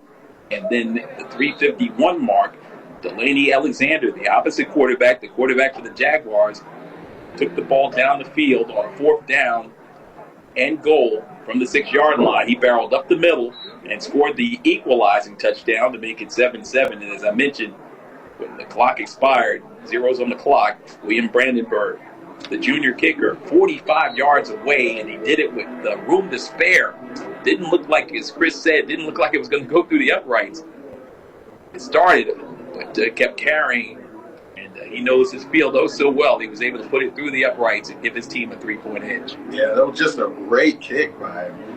For him to get it over that crossbar. Like I said, didn't look like it was going to make it. Started dying in the air, but it got over there. And I really would say, like, just so far this first half, it's been Ty Jones that has been the catalyst for Lakeside to really put them in a position to score. He's made great plays on offense and on defense. He had that one mistake, you mentioned it, that interception that he threw in the corner of the end zone, where he just believed in his ability to extend the play, not give up on it, and he scrambled around, got open, tried to connect with his receiver in the corner, and came up. New Manchester came up with that interception. However, plays before that, a few series back before that, he was able to do the same thing, scramble, connect with Solomon Humphreys, that turned into a huge game for the Panthers that put him in position to score. So it's really looks like it's really going to rest on his ability to extend plays, not make the critical turnovers, but keep Lakeside's drives alive. While on the other side of the field, you're just kind of waiting to see when New Manchester gets to their identity, stretching the field out, going to those two main receivers that have carried them all year, and see if they can stretch this field, get some openings out in space, and make things happen there. But of course, you're talking about a veteran coach in Steve Hibbets. He's been around this game for quite some time, 2 stints as a head coach, Westside and here at Lakeside, and he knows the schemes that coaches try to put forth. And then we heard from he, along with his assistant coach in our pregame, the assistant head coach, they talked ad nauseum about being able to get the right people in the right places at the right time. They've got a veteran team here, so be surprised to see if they get taken, off balance or caught off balance in this second half. We've got plenty of games going on around the CSRA. I've got a whole list of them, both South Carolina and Georgia. 28 teams in our listening area playing in action. We're awaiting scores from our friend Gabriel Stovall of the Augusta Press. As soon as we get those, we'll pass them along. But we do have some housekeeping to let people know about. We had a trivia question at halftime, and our trivia question was a simple one. We asked you, how many coaches has Lakeside had in school history? And the answer was 6. And the first person that came up and gave us the answer got a $50 gift card. And then we gave a $15 gift certificate away to Top Golf to the winner of the second person who was able to give us the correct answer. Right, Ryan Matheson came up and knocked on the window, showed me the fingers, and you confirmed that was right. He is the one that got the $50 gift card when he threw up the 6 fingers. And then it was Cooper Davis who got who was the second person to get it right, and he got the $15 gift card. And neither one of those are students, one a parent, and I think the other one is in college. And we just appreciate them coming out and supporting the radio stations. In the case of Ryan, he said he was an active listener of Fox Sports Radio, very appreciative of the fact that we were here, and several other parents who saw me as I made my way down to our perch right in front of the press box to pass out the prizes and collect the answers. We had a couple of them give us 27. 27 was the magical number. That was the most often answer given to me. They were all over the place. One guy came up just short. He counted up 5, including Coach Hibbets, but was incorrect. The correct answer is 6. So we do trivia each and every week, and we'll do it again next week at a location to be announced at a later date. But once again, we want to thank you for tuning in. Great sponsors on board tonight. Greg Odom, Maybon Realty, who does a fantastic job. He has been with us for so many years. You see his billboards all over the place. And then, of course, our good friend making it happen. That is, of course, Johnny's Heating and Air. And, of course, you're watching and listening, many of you guys who are tuned in here at the stadium. Fox Sports Radio High School Game of the Week. Week number 13 in the second half is underway on a floating kick, headed toward the 35-yard line. Kick return specialist catches it, and he gets off one block, tries to get through, and carries the football forward as he bounded off the first cover man. Bounced off of him. He was able to get 3, maybe 4 out near the 40-yard line, and that's where Lakeside will have it in excellent field position to begin the second half of play. 11:52 left to go. Just underway second half, and the Panthers looking to add to their lead. They won the toss, elected to defer to the second half, so they get the opening possession, and it will be Ty Jones. He had a little injury toward the end of that first half, was able to shake it off. And this is his senior campaign and his first time in the postseason. He's got one back to his right and 2 wide receivers out on the right, one to the left. Fakes left, goes to make that fakes right, goes left, and the pass is complete, but that's a loss. It's ready for that quick out. The pass that was thrown out there to Solomon Humphreys, making the reception out there for a loss of 1. Great defensive effort by the corner. Corner Dante Moore, the sophomore, came in blazing with a line set, a target set on the receiver to really catch it right when he caught the ball. Now it's looking to throw. Throws it out there. It's complete. Thexton makes the catch. Thexton into Jaguar territory. He goes down at about the 43-yard line. So Ty Jones rolled out to the right, rolled the pocket out with him on a 1st and 11. 36, he gets the ball into plus territory. Down to the 44. It's a gain of 20 on the play. 1st and 10 from the 44. Looking to throw deep. Now he steps up, rolls out to his left, tries to find some room. Now he's going to run it. He loses 2 defenders, a third. Now they come around his ankles and pull him down. So all in all, he ran about 25 yards to pick up 6. Yeah, they were able to contain him there, and you would think he was trying to look downfield to connect with the receiver. I believe he might have had Thexton open on the other side, but he just wasn't able to see him. 2 receivers out on the right-hand side. They go with the sugar hug. 3rd receiver already in place on the left. Ty Jones tells the rest of the offense what he wants. They're operating from the pistol. Rolling to the right, he takes the shotgun snap, steps back even further, back into his own territory, throws it high late, and it's caught. Catch is made at the line of scrimmage, and that's about all. So Ty Jones extends another play, but that was dangerous. It was, and he scrambled back so far that when he did make the connection with the receiver, it just wasn't much of a gain. And that's kind of the good and the bad with Ty Jones. He can extend plays, but the more he runs, I think the more Coach Hibbets gets nervous about it because it could just go left really quick. We see the coaches all stand pretty much the same way, very stoic, very calm, trying to calm the rest of the team. I'm sure when you've got Ty Jones running around back there, you've got to be a little nervous. But again, his senior leadership has shown well throughout this season. 9-1 record, best regular season mark in quite some time. Got a penalty. Walking off the distance. They'll pull it back into Panther territory at the 46-yard line.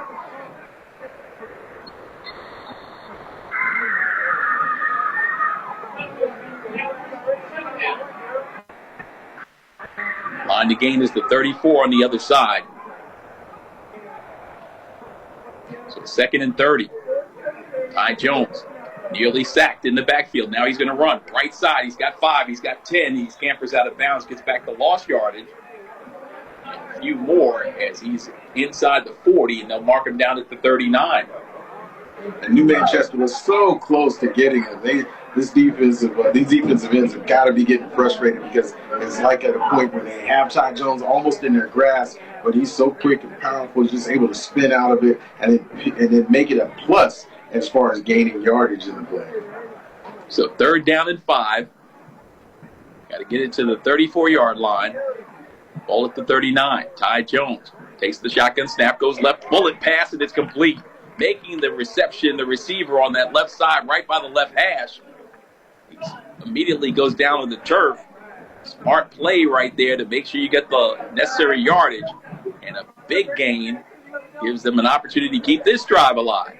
Yeah, that was Thexton. And Thexton, in the game that we called against Evans, he was the one, other than Ty Jones, that came up with like crucial plays to just keep offensive series moving along. And he's done it again on this. Ty Jones taking care of business himself.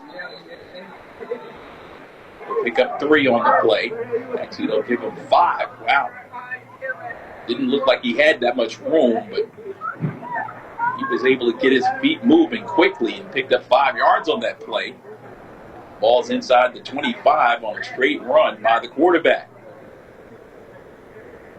Ball's placed down at the 22, just outside the red zone with 8 minutes and 41 seconds left in the 3rd period. 10-7 is our score.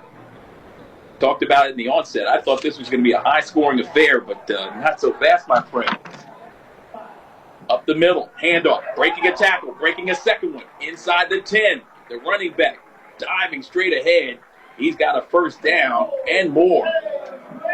Almost took it to the house, and Dante Moore saved a touchdown for New Manchester to keep him out of the end zone. But that was really close to becoming a score for the Panthers.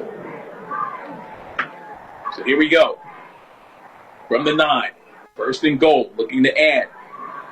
Bexton, the quarterback, hands it off, diving the end zone. It's Grissom, touchdown.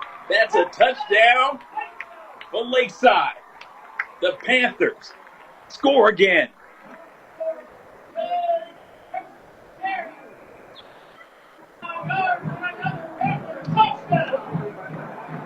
Lakeside did that all on the ground. No passes, just a few passes on that offensive series, but most of it was right on the ground. And that key play by Jack Thexton that picked up that the yardage that they needed to extend this drive. It was crucial to them getting in the position, and then they just punched it in with power run after power run and get it into the end zone. Brandon Grissom scoring this time after Mikael scored early in this contest. What a nice run, 9-yard touchdown plunge. He was not to be denied. Brandenburg with the PAT up and good, and the lead is now extended to its largest at 10. 17-7 is our score. Now this Jaguar offense is going to have to open up and really open up quickly. You're right. They're going to have to open it up because what Lakeside did was something really strategic by deferring to the second half, and they timed it just perfectly to end that first half with an offensive possession and a score, and then start the second half with the ball and come back and score back. So basically gives you 2 offensive possessions back-to-back. They made it count, and now that lead is 10. Brandon Grissom with the house call, 9-yard house call, and you can get a new house. Contacted the #1 realtor in the CSRA, Greg Odom, Maybom Realtors. 7:59 left to go. We're in the 3rd period. 17-7, and now the kick. Another pooch kick, high in the air, and over the shoulder grab by the kick return specialist that calls a fair catch. That was number 12 jumping in there to make that play. Grissom, Kelvey making the play over his shoulder, a la Willie Mays style.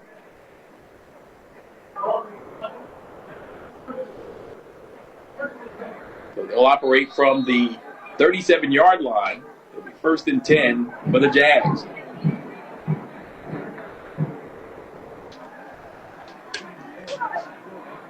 Delancey Alexander brings him out. One back behind him.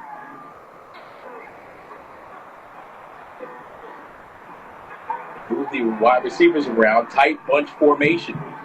They're on the left hash. This motion, that'll be a legal procedure, I do believe, in favor or in the benefit of the Panthers as the false start by the offense. Yeah, it looks like there was some movement on the offensive line for Manchester. You see some body shift in. I think got the count off a little bit. Looked like that was Anthony Montoya, the senior guard for Manchester. Big kid, 5'9", 295, even 285. He is a people mover, but unfortunately was not able to get the snap count right on that play. Once you get it moving, it's hard to slow down.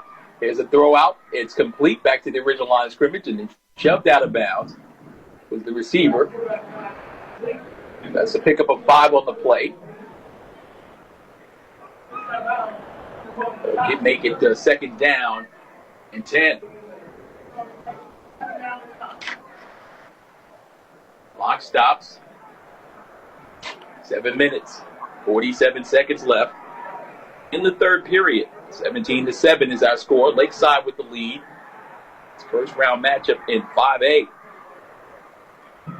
Quarterback keeps it. Alexander puts his body on the line as he picks up 6 on the play.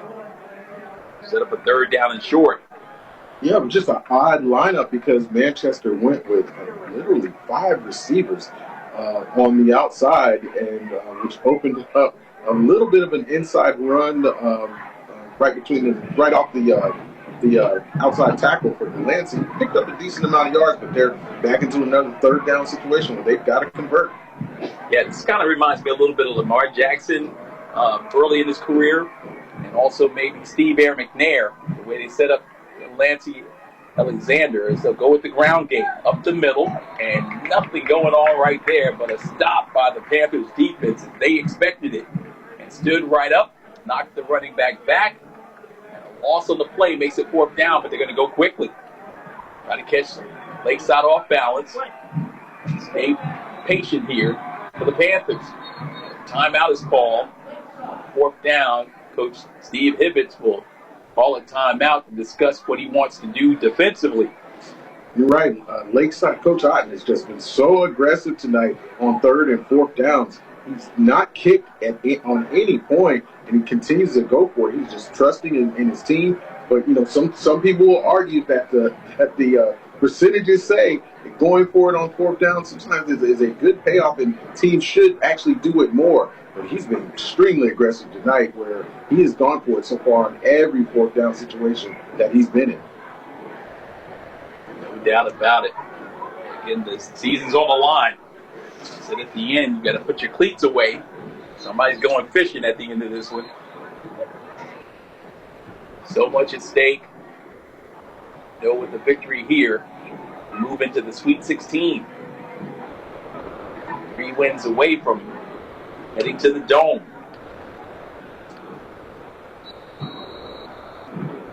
4 wins get you to the Dome. The 5th one gets you a state title. 4th down and 3. Make it 4. Operating from the 43-yard line. Looking things over. Alexander takes the snap. Looks. He's going to throw a deep. He's going to take a shot. He's got a man open, and he overthrows him. Had him with 1.5 yards to beat, and overthrew the intended target. Heavy pressure coming in by Thexton to make him throw that ball just a little bit early. Wow, you are right. That pressure really made him release it a little early, but I'm just really impressed with the throw itself. Great spiral, lots of distance on it. Just overthrew his receiver just a touch. The receiver was open, so you can understand coming in here when they said that this team can throw the ball and they like to air it out. You can see that they've got the tools to get it done. No question about it. Wow.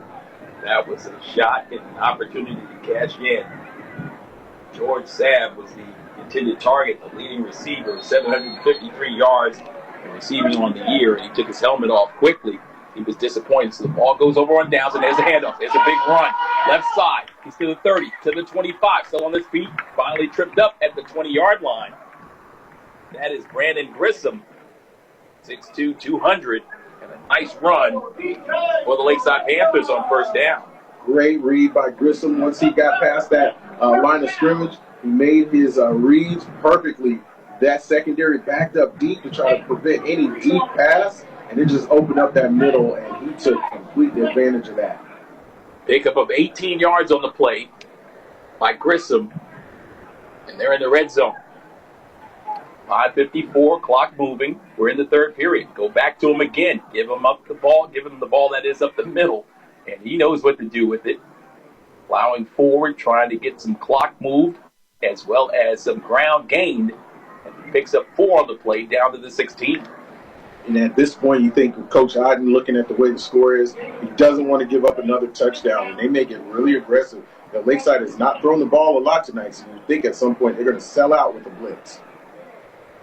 Quarterback fakes the give and keeps it himself. Ty Jones behind one of his blockers, hiding back there and finally caught. Not before he gets the ball near the line to gain. It was a 3rd down and 7. Looks like he's got it. Mark it, first down Panthers. So Lakeside with the first down and an opportunity to add to their lead. They lead by 10, 17-7, 16 left to go here in the third period. Dexton in at the QB slot, and he nearly loses the football. They were grabbing for it. He immediately went down to the turf to hold on to the football, so Dexton picked up 1, and that's all. Right, and this is sort of the position where Lakeside was in before when Ty Jones threw that interception. Same part of the field, sort of the same as far as the count on downs, and as New Manchester's defense sort of tightens up here, they rush a little bit, so they need to be careful that they don't turn the ball over again here in this point. 4:44 left. It's Dexton keeping it himself. Talked about the number of touchdowns he had, short yardage proficiency. Showcases it there as he picks up 6 on the play. Gets the football down to the 4-yard line. All right, they're now in a 3rd down situation again. You feel like if Manchester feels like if they can get out of here with just giving up a field goal, it's sort of a win for them, and it keeps them keeps this game within reach. They're still going to be concerned about the time, but they've got to keep Lakeside out of the end zone. 4:11 left. Dexton hands it off up the middle. Pushing. The forward push still is on, and he's in there. Officials haven't marked it yet. Now they do. That's a touchdown. Lakeside Panthers. You're right. They kind of just battled it to like a rugby scrum, really, and just moved that sea of people. It was going back and forth a little bit, but they finally got the push Lakeside needed to get it into the end zone. Brandon Grissom with his 2nd touchdown of the game, back-to-back touchdowns here in the quarter, extends the lead to 23-7.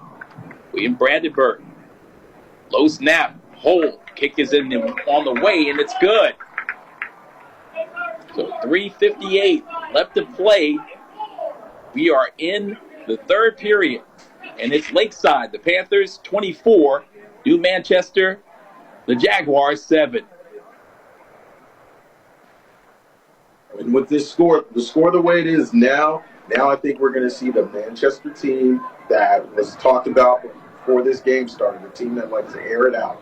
They are really running out of time to try to put points on the board. They've got to score quickly. They're probably going to go with some more of those quick play calls, almost no huddles, and we should see them stretch the field more. They were almost successful on that last offensive series, and Alexander just happened to overthrow his receiver, his go-to guy, George Saab. So you would think they're going to take more chances down the field. They're not afraid to do that, but they've got to get some scores in a hurry.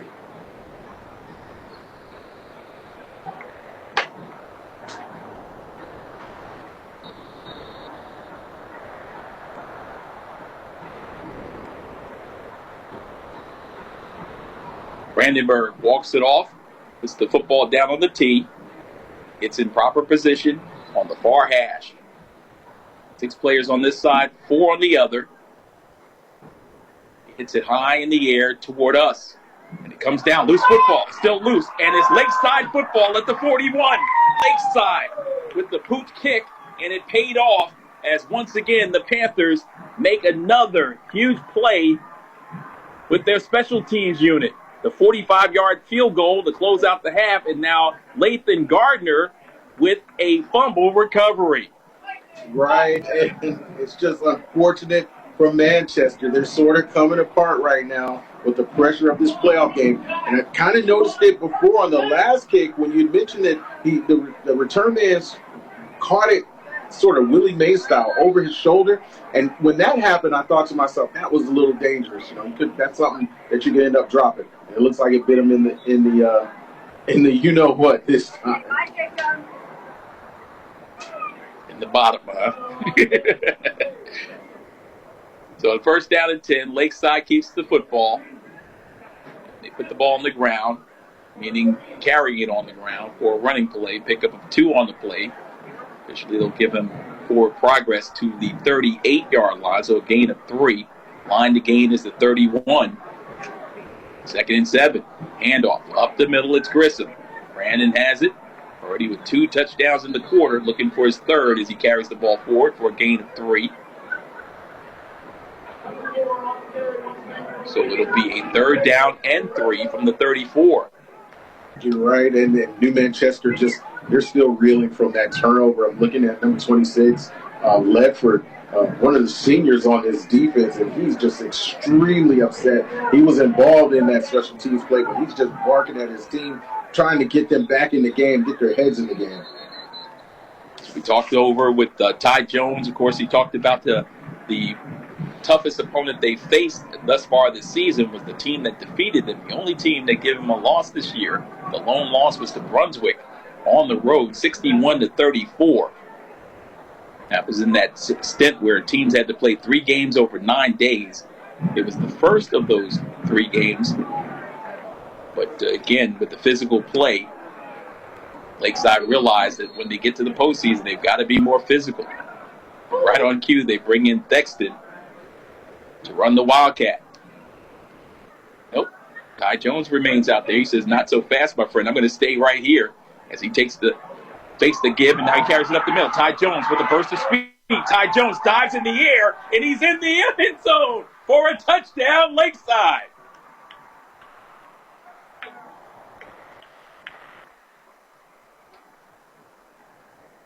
A 29-yard run by Ty Jones. Oh, my. You're right. For his first playoff game, this guy has stood up to the test. He has delivered on offense and defense for this team all night. Forget about the mistakes he's made. He's just trying to make plays happen. But when he gets an opportunity to get that ball in the end zone, he doesn't waste time. He's quick. He reads the defense well. And on that read option play, he saw the middle was wide open, and he took complete advantage of that. Brandenburg into attempt the point after another low snap and a low kick. And it's underneath the upright, no good. It started with the snap. It was a little low. The holder couldn't get it in place. And Brandenburg, this is his first PAT in this contest. Brandenburg's had a tremendous season thus far this year. Had 3 made field goals before the field goal that dropped in this contest. And also had scored over 40 points on the season. PAT-NG. Nonetheless, it's 30-7. Let's see if that comes back to be an issue. 23-point advantage. For 23, 3 8-point plays would give this New Manchester team, if their defense can stiffen, the victory. Yeah, the way they play tonight, only generating 7 points so far in this third. That's a tall task to ask of them. I do know that they were extremely upset at the way that they executed on that last special teams play. And these guys really are looking for a big hit right now as far as scoring. They may try to take this one back as far as they can get it. You've got an excessive celebration penalty following the last score by Ty Jones when he did the Nest T plunge. So as a result of that 15-yard penalty, it means they're going to kick it off from the 25. I would imagine right now that Brandenburg will go ahead and put his full foot in it. Brandenburg takes 6 steps back toward his defensive players, or his special teams helpers, and then makes a V. Now he's going to go with another squib one. Up in the air, they'll call a fair catch, and they'll get the ball in Panther territory. That's somewhat surprising, but I guess it speaks volumes to the athleticism, that is, of Coach Downs' team from the Jaguars, that Coach Steve Hibbett's still going with the pooch kick instead of kicking it deep. And Hunter Henderson on that calls the fair catch. Make sure he secures the ball. That is just, obviously the coach had a conversation with special teams that they have been really dangerous on the last two kicks. The last one is the one they turned the ball over on, but the one before that could have resulted in a turnover also. They got that part fixed. Let's see what they can do now with the ball on offense. 1st and 10 from the 47 of Lakeside. Alexander from the shotgun takes the snap, throws it out quickly in the flat, and the receiver is dumped. That's Terrell Clark. So Clark with his second reception of the game. He's dropped in the backfield. That's a loss of 2 on the play by the linebacker who was pinching in. Right, just had nowhere to go. Linebacker read that great. Didn't try to go for the interception, but went for the secure tackle and just was the right read on that play to bring the receiver down. Going back to the keys to victory at the top that Steve Hibbets told you in the pregame show, Big Injury Lawyer pregame show, he said they had to secure tackles against these big-time receivers, and it turns into a pick. Intercepted by the Panthers at the 40, to the 50, to the other 40, and the interception is hauled in and brought back, and what a play it was. That Saquon Marshall, so appropriate. Saquon, of course, this is Saquon Barkley, who's had a tremendous last 2 weeks in the NFL with the Philadelphia Eagles. He gets looks like the victory belt right there, the celebratory belt for coming up with the pick. You're right. Saquon's been making plays in the NFL these past couple weeks, and our Saquon, the Lakeside Saquon, just made a spectacular play here that could be the nail in the coffin to this new Manchester team if they can come up with a score on this series. They'll put it on the ground, get it in the hands of Thexton. Once again, Thexton carrying tacklers as he picks up 8, maybe 9 on the play. See where they mark it. They'll give him 8. Inside the 35, down to the 33. So the drive started for the squad from Douglasville in plus territory. And after a turnover, 2 plays later, the turnover, the next play, they're in great position the other way. Ty Jones, pinched in between 2 backs, gives it off to the big one. That's Brandon. Brandon goes right side and gets the ball inside the 30. That was the line to gain. He's got a first down. Grissom has his team another first down. You're right. Just been solid tonight between the 2 running backs, Thexton and Grissom. Ty Jones has made spectacular plays, but we've been calling both of the running backs' names tonight because when they have needed to really advance the ball, whether it's pick up that 3rd down or get the crucial yardage needed to move them into scoring position, it's been Grissom and it's been Thexton, and we've been calling all night long. 22 seconds left in the 3rd. Could be the final play as they put it on the ground, and the back is stopped for a loss of 3 on the play. A lot of quick motion. Josiah Brown, the outside linebacker, the first one to get to him. Yeah, they're tightening up on this defensive line. They're letting this clock run down, but now, they need turnovers. They need the ball back. So it doesn't matter even if Lakeside keeps his ball, ends up running some more plays and kicking the ball off. That's not playing into the hands of or to what New Manchester needs. They need turnovers. And now Lakeside is kind of sitting back, putting the ball in their sure-handed running backs of Thexton and Grissom. They're carrying the ball. There's been no fumbles from them tonight, no turnovers on their part tonight. They're solid, and it looks like they're going to ride those 2 guys to a victory tonight if things stay the same in this 4th quarter. That's the end of the 3rd quarter. With your score, the Lakeside Panthers in this Week 13 edition of Fox Sports Radio 94.7's High School Game of the Week. 30-7, they've got the lead over New Manchester as we head to the 4th right here on Fox Sports 94.7 FM. Looking to buy or sell your home? Go Greg Odom. Whether you're upgrading, downsizing, or investing, Greg Odom and his team have the expertise to help you navigate the real estate market with confidence. With over 20 years of experience in Georgia and South Carolina, Greg is a skilled negotiator and an award-winning realtor who's committed to getting you the best value. From listing your property to closing on your dream home, Greg's here for every step of the journey. Need a new construction home? Greg's got you covered, working directly with you and the contractor to bring your vision to life. Contact Greg Odom today and let's find the perfect home for you. Greg Odom, professional, experienced, and committed to you. Go GregOdom.com. In the world of football, every play can change the course of a game. In the legal arena, you need a team that's ready to tackle the toughest opponents. When it comes to the game, you got to hit hard, never back down. And that's exactly the mentality you need when it comes to your legal battles. Call Go Big Injury Lawyers, 800-777-7777. Hi, we're the Lakeside Cheerleaders, and you're listening to Fox Sports Radio 94.7 FM. Let's go, Panthers! Start of the fourth and final period here at the Jungle, where everything's happening. We're in Evans, Georgia. Charles McNeil, Chris Martin, set to bring you the fourth and final period of this one, barring an overtime comeback. New Manchester out of Douglasville, Georgia, came in with a record of 8-2, the third seed in Region 5, taking on the second seed, who had a 7-1 mark in Region play in Region 1. The 5A opponent is Lakeside, and they're the host in this contest. Of course, they moved down from 6A after 8 seasons there. What a great year it has been for Lakeside, looking to win their 10th victory, which will match their all-time number of victories in a season.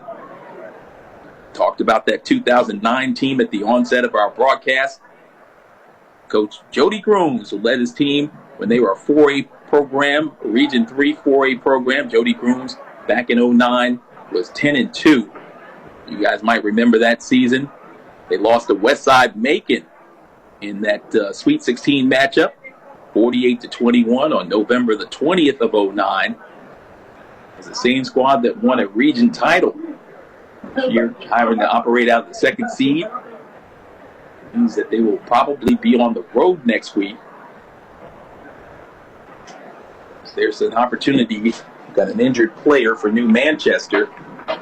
Looking at the state picture. A lot of great games going on tonight. Hopefully we'll have some scores for you before we exit stage left. The winner of this one will face the winner of Houston County, the 4th seed, Region 2, and the Region 8 champions, Clark Central.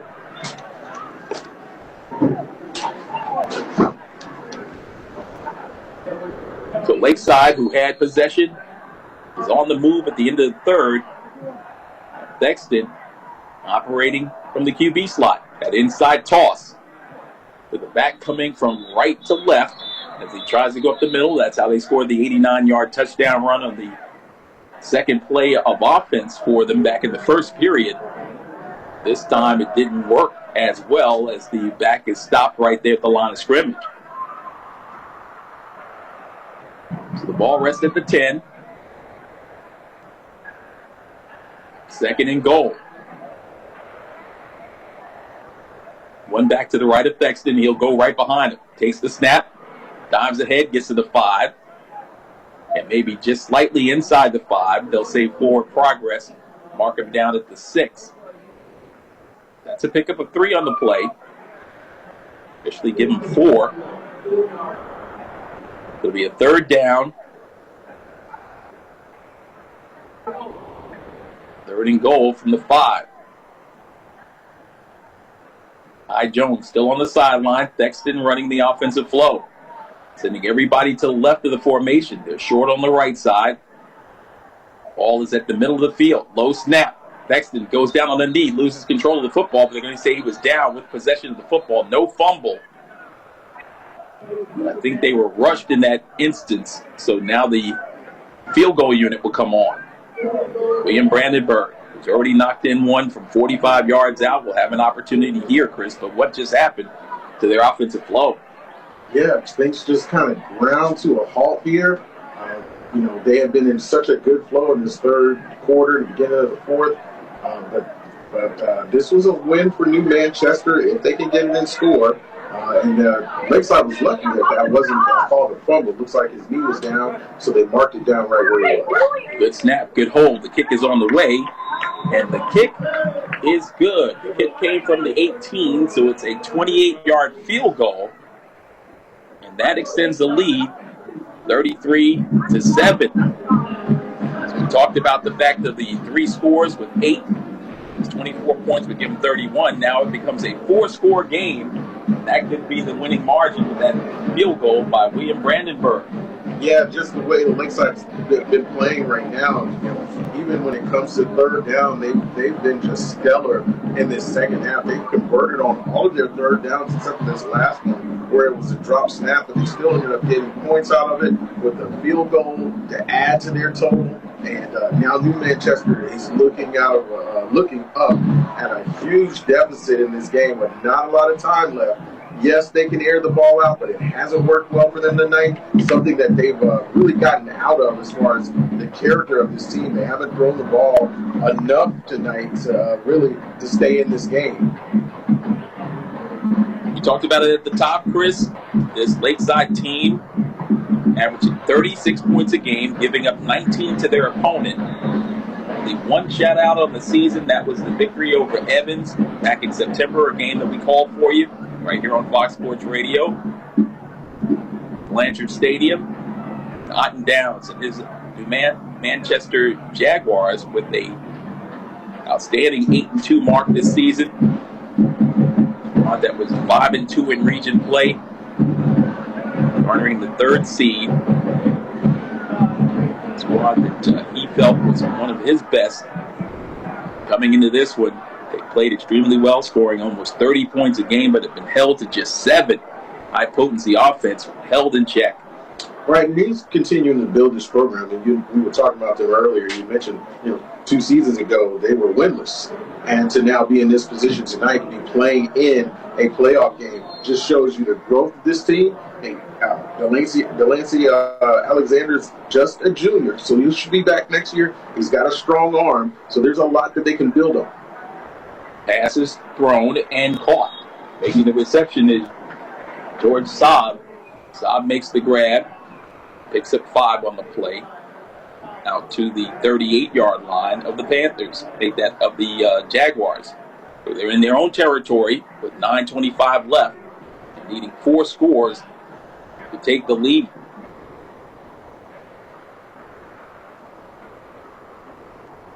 Two wide receivers tight to the right, 2 wide to the left. Quarterback looks out, throws it out. Alexander gets a completion, loose football. It's loose, and that's going to say incomplete pass. Did not make a football move after he caught the football. Tried to turn quickly and get up the field, but ball was stripped away by the defender. You're right, one of those situations where you don't quite secure the ball before you start moving. I mean, they're really just really rushing to try to get as many yards as they can to get into the end zone. But that was a situation where the receiver didn't quite secure it before he started running. So, yeah, good call by the refs. That was not a complete pass. That'll bring up a 3rd down and 5. Again, they were on the tight hash, near the Lakeside bench. Capacity crowd can add a little bit more fervor. We got a flag deep in the secondary. It's a delay of game penalty. Walk them back 5 yards.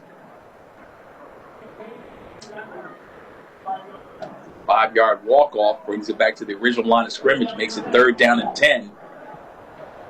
Ball back at the 33-yard line. Alexander, empty backfield, 3 wide receivers to his left and 2 to his right.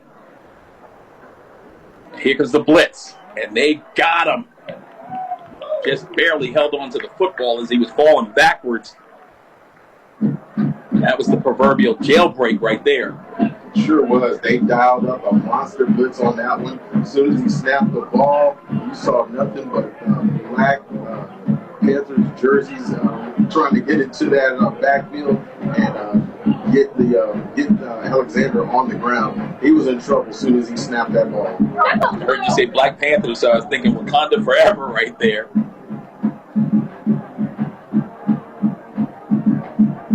Fourth down and 15. Ball at the 29.5-yard line. The line to gain is the 44. Alexander will go for it. Throws it. And throws it high and over the head of his intended target. Ty Jones celebrating back in the secondary as he takes his sword, the proverbial fake sword, and puts it in his to keep the Wakanda Forever flavor going. You're right. And Delancey Alexander did again, trying to connect with Saab, his favorite receiver. And you just got to wonder, all the times that Coach Otten has gone for it on fourth down tonight. Just something's going on with that kicking game, but a lot of that has led to good field position for Lakeside.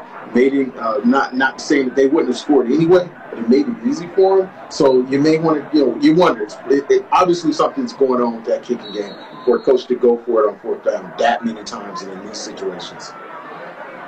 All right, so quarterback keeps it. Late pitch, left side. Ball carrier is number 4, Brandon Grissom.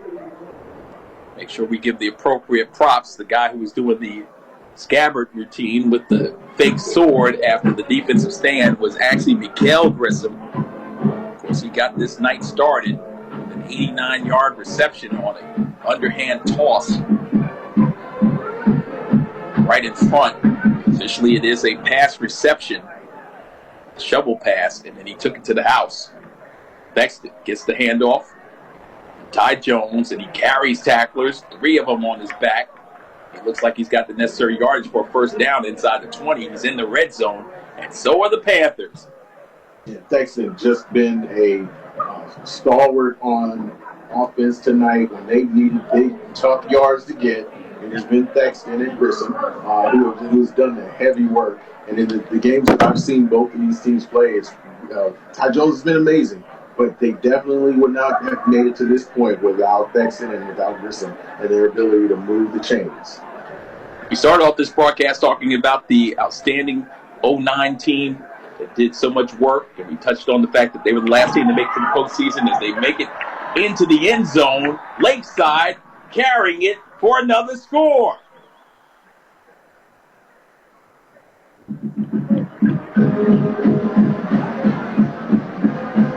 And that was Brandon Grissom, the name we called a lot tonight, getting a block from his offensive line and making the rest happen with his legs, punching that ball in. Lakeside is punching their ticket to the next round in the playoffs, and they have done it with an amazing showing tonight from this 3-headed monster that they've got as a rushing trio out of Ty Jones, Thexton, and Grissom. So a 14-yard touchdown run by Grissom opens this one wide open. It's now 40-7. Who would have guessed when Grissom scored way back when, the 7:41 mark, and it was 10-7 even at the break, that we'd be looking at a 40-7 run. But excellent adjustments made by this Panther brain trust put themselves in position to play strong defense and really capitalize on mistakes in the second half. Yeah, well, this game is really all the way through. It's just hinged on big plays. I mean, both teams coming into the game on paper and looked very evenly matched. And we knew Manchester would like to throw a little more, and Lakeside ran a little more. But it has been the couple of turnovers that we've seen in this game.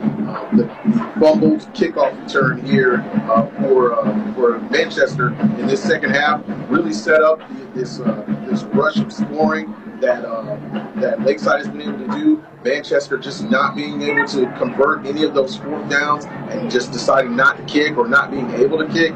Those have been the things that have really decided this game. Even though Lakeside has made a few mistakes, it has been nothing that has really derailed their mission to move on to the second round. So this is the fourth meeting, or fourth opportunity for this new Manchester team in the postseason. In 2014 is the pooch kick. It's called for a fair catch. They'll stop right there. But in 2014, they lost to Creekside. It was coached by Coach Davis, the current coach, 44-27. In 2021, the Jags lost at home to Eastside, 41-35. And then the lone playoff win happened in 2020, the year before the loss to Eastside. The Jaguars got it done well versus Hiram, 21-17. That was their lone victory in the postseason. Seeking their second one tonight. But something unforeseen happens, it will be not to be. Tremendous run, fantastic season, 8-2 mark this year, best record ever in school history. I just faced a team that was a little bit better, almost forced another fumble as the ball hit the turf, but the running back fell on it for a 1-yard gain. So that ball carrier is number 21. That's Villafort. Villafort alertly got on it. Yeah, Villafort, the senior, he's going to end his career, his high school career here tonight, just trying to make things happen, and almost lost that. It just would have been devastating on top of what's already happened for New Manchester tonight. They'll put it on the ground. Ball carrier is number 20. It's Terrell Clark. Clark just could not get it really going the way that he would have liked to. Looking on the sidelines, Ty Jones is hopping up and down. I think he's beginning the celebration. He's doing the Superman moves over there on the sideline. A little swag surfing about to happen in here as well. So 6:27 left. Want to thank Steve Brock back in our network center, along with BJ Murphy, our production manager. Cast of thousands who put this whole thing together. Special thanks goes out to the Scott family, to the Odom family, to Johnny's Heating and Air, of course, the Go Big Injury Lawyers, all part of the Fox Sports Radio family. Big ups to my broadcast partner, Chris Martin, keeping me together throughout 13 weeks of high school football, and we're just beginning on this ride. I invite you guys to be a part of it. We'll be selecting a game immediately following this one. Results that come in tonight to figure out where we will go next. There's a chance we might be in Georgia Southern in Statesboro for the GIAA state championships, where Edmund Burke Academy and also Westminster schools will possibly be playing for back-to-back titles. It's next week. It's been determined yet. The outcome of this, we'll try to get you the best matchups we can. As there's you go up the middle. Nice run. That'll be a first down, picked up and nearly got it out to the midfield strike. So back we had not seen in a while gets the carry. It's number 25. That's Rogers. So Rogers has been sporadic. Came into this game with 217 yards and 4 touchdowns on the year. 5:59. Inside of 6 minutes left. We're midway through the fourth period. Alexander hands it off to his back. And right there is the linebacker once again. They know these plays inside and out. Film study has come up big for the Panthers. Yeah, film study has really paid off for them tonight. Now you're kind of looking at more time on the clock. Coach may pull out some of these starters to make sure to protect them from injury. If you're on the other side of the ball in Manchester, your season's counting down here, coming to an end, but you've got some things to build on for next year with Alexander and Graham. And we've called Rogers' name a few times tonight. These guys will be coming back, and Coach is going to continue building on the success that he's had for this year. Now was Coward with that tackle. And now they'll take a shot down the field. Receiver was open for a moment, and the pass comes up and hits the turf. Receiver not do anything but throw the football over to the official. Great defensive effort once again by the Panthers safety and cornerbacks. Yeah, and they've been trying to go to Saab deep all night tonight, and Alexander's just been overthrowing him on all these open routes that he's getting. This time he underthrew the ball a little bit. Saab had to come back, but all that did was help the secondary with coverage, and he was not able to make a connection again. And so they're facing another third down. You would imagine that they're going to try to go deep again. With Saab, being a senior, coming to the end of the career, his high school career, they'd love for him to get into the end zone. So they may go deep again. Saab out to the left, and the trips. Quarterback Alexander looks that way. He will throw it, but over the middle this time, and a great defensive effort once again, as the intended target was number 13, right there on the spot. That was De Jesus. So De Jesus, 31 grabs and 565 yards, 8 touchdowns on the season. Tried to get a hookup, but Alexander couldn't find him. Yeah, Alexander had him try to take a little bit off the ball, so not to throw it as hard because Alexander has a real cannon for an arm. But Dave Seuss was not able to come up with the catch. It was a little bit of contact, but obviously the refs feel like that wasn't enough to affect the play, so there was no call on that. But here we are in another fourth down situation for New Manchester, and coach is going to go for it again. So one of the top things on his list for next season is find a kicker. 4th down and 11. Alexander over the middle, high and incomplete. Had a receiver in the seam. Opportunity for a catch to be made. That was a Villafore, but he overshot his target. The ball will go over once again on downs. So how many times, Chris, have they gone for it on 4th down? Well, they've gone for it in this fourth quarter, or they've gone for it 3 times. In the second half, they've gone for it 3 times on 4th down. They haven't had the ball a lot. One of those possessions that they had ended in a turnover. So, but 3 times they've gone for it. Literally every time tonight, they've been in a 4th down situation. They've had to go for it. They did convert on one of them and actually scored, but it just has not been a good look for them tonight, and it's continued to put Lakeside in positive field position when they get the ball back. So 1 for 5 on the game and a touchdown. And that time Thexton comes in to run the QB duties. I think that's Thexton, or maybe it's not. Looks like it's the backup quarterback in there. So Ty Jones' night may be done, and now Ben Harrington is in, the sophomore QB. So Ben Harrington gets the call. He'll come in for mop-up duty, up 40-7. The future of the Lakeside Panthers, Ben Harrington, gets the call, and he's knocked back for a loss of 1. Harrington stares over to the sidelines. You can imagine if he's the sophomore quarterback, he's also the JV quarterback. He hands it off this time. Running back gets back the lost yardage, but that's about it. It's another reserves. You mentioned reserving the energy of some of the players. That's Tristan Jones. So Tristan Jones, 5'9", 175-pound junior, getting his first carry. When I was looking at the rosters and saw T. Jones down in the latter columns, you had to do a deeper dive to see if that was potentially Ty Jones' brother. 3:35 and counting, 40-7 our score. Lakeside comfortably out in front. 3rd down and 11. Harrington from the shotgun, puts his hands out, snaps his hands together, and he hands it off up the middle, trying to find some elbow room. Once again, that was the same ball carrier, Tristan Jones, and Jones gets stopped. And now the punting unit may come on, or maybe they won't.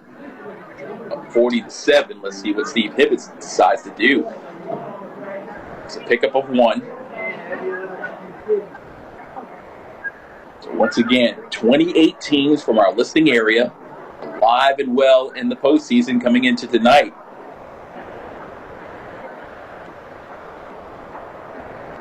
Interesting notes of some of the teams that we've seen that are competing on the Georgia side that were somehow put in the same bracket. So, in case of the 2A ranks, you've got Laney, Thompson, and Burke County all in the same bracket. All right, we got a timeout call. 4th down situation. Lakeside decides what they're going to do with this. So in 5A football, you had this matchup between New Manchester, the 3rd seed out of Region 5, and the 2nd seed out of Region 1, Lakeside. In the private school ranks, Holy Innocents and Aquinas. The winner facing Athens Academy had a bye week this week. In AAA, Westside facing Oconee County. Harlem, the 2nd seed, taking on Cedar Grove. In 2A, Burke County versus Cook, with the winner facing the Laney South Atlanta matchup. That's the 20 versus the 13. Laney's the 20 seed. And they'll be playing that game tomorrow because there was a bus situation where they were trying to get people bused into Atlanta. And the way that worked best for everyone was to match it up in have them travel on Saturday. So you can get the games in on Friday or Saturday. They decided to do Saturday. So that matchup will take place tomorrow. It's Thompson tonight taking on Pike County, the 12 versus the 21 in AA. And Butler, the 26 seed, taking on Columbia, getting 32 seeds in the 2A ranks. Same thing with AAA. Here they go with the conventional way that we've known about for years, where it's region champs, the top 4 region champs go in their seeding order. So they didn't reseed as they're doing in 2A and 3A. They play it out in this manner. So a 4th down, they'll punt it. High booming kick, taken in at the 20. Out to the 30. Left side, 35. There's a flag down at the 44, and he goes out of bounds at about the 41-yard line. 2:19 left to go. 40-7, Lakeside, and nobody has left the building. No one is left here. This student body, these fans are excited because this is a playoff match. This is a long time coming for this team. They have been preparing for this all year. Like you mentioned, they had that one stumble a few weeks ago, but it's been win after win. The game that we covered, when they came in to play, they went to Evans to play them. Everyone really had Evans ranked, as a win on that. On paper, it really should have gone to Evans. And Lakeside really showed their mettle on that day. And I remember watching that team saying, they were very impressive. They were very disciplined. The one thing that I would say they needed to get under control is the good and the bad about Ty Jones. Is when he scrambles, he makes things happen. That's the good part. But he also scrambles sometimes, and he can make a mistake. But if you keep those things under control, this team was extremely dangerous by the way that they run the ball. And then the defense comes in over the top. They're just holding teams, stifling defense is what they play. They've done it here tonight. They didn't. And so this team has all of the key needs, facets of a team that can make a deep run in the playoffs. Henley will back things up. Still 2 minutes, 19 seconds left. This is a chance to tell you one more time that teams that are alive in the GIAA. Edmund Burke taking on Robert Toombs. That'll be on the 22nd. State championship game will be played. They'll run the ball left side. Huge opening and a big gainer across the 50, 45, 40, and then finally down. And we're going to mark him down at the 39-yard line.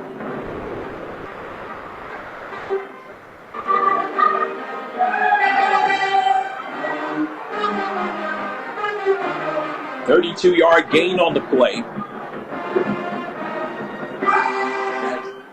Wendell Sr., just a freshman, running back, 5'10", 170. So we talked about the future of the Panthers. The future certainly looks bright for this team from New Manchester, the Jaguars, as they work the ball on the left side on the ground. Not trying to conserve any clock, just try to get out of here and get on back to Douglasville. Brought about 200 fans with them. Their band really took control during the halftimes. They performed. They got a standing ovation from this knowledgeable Lakeside Panther fan base.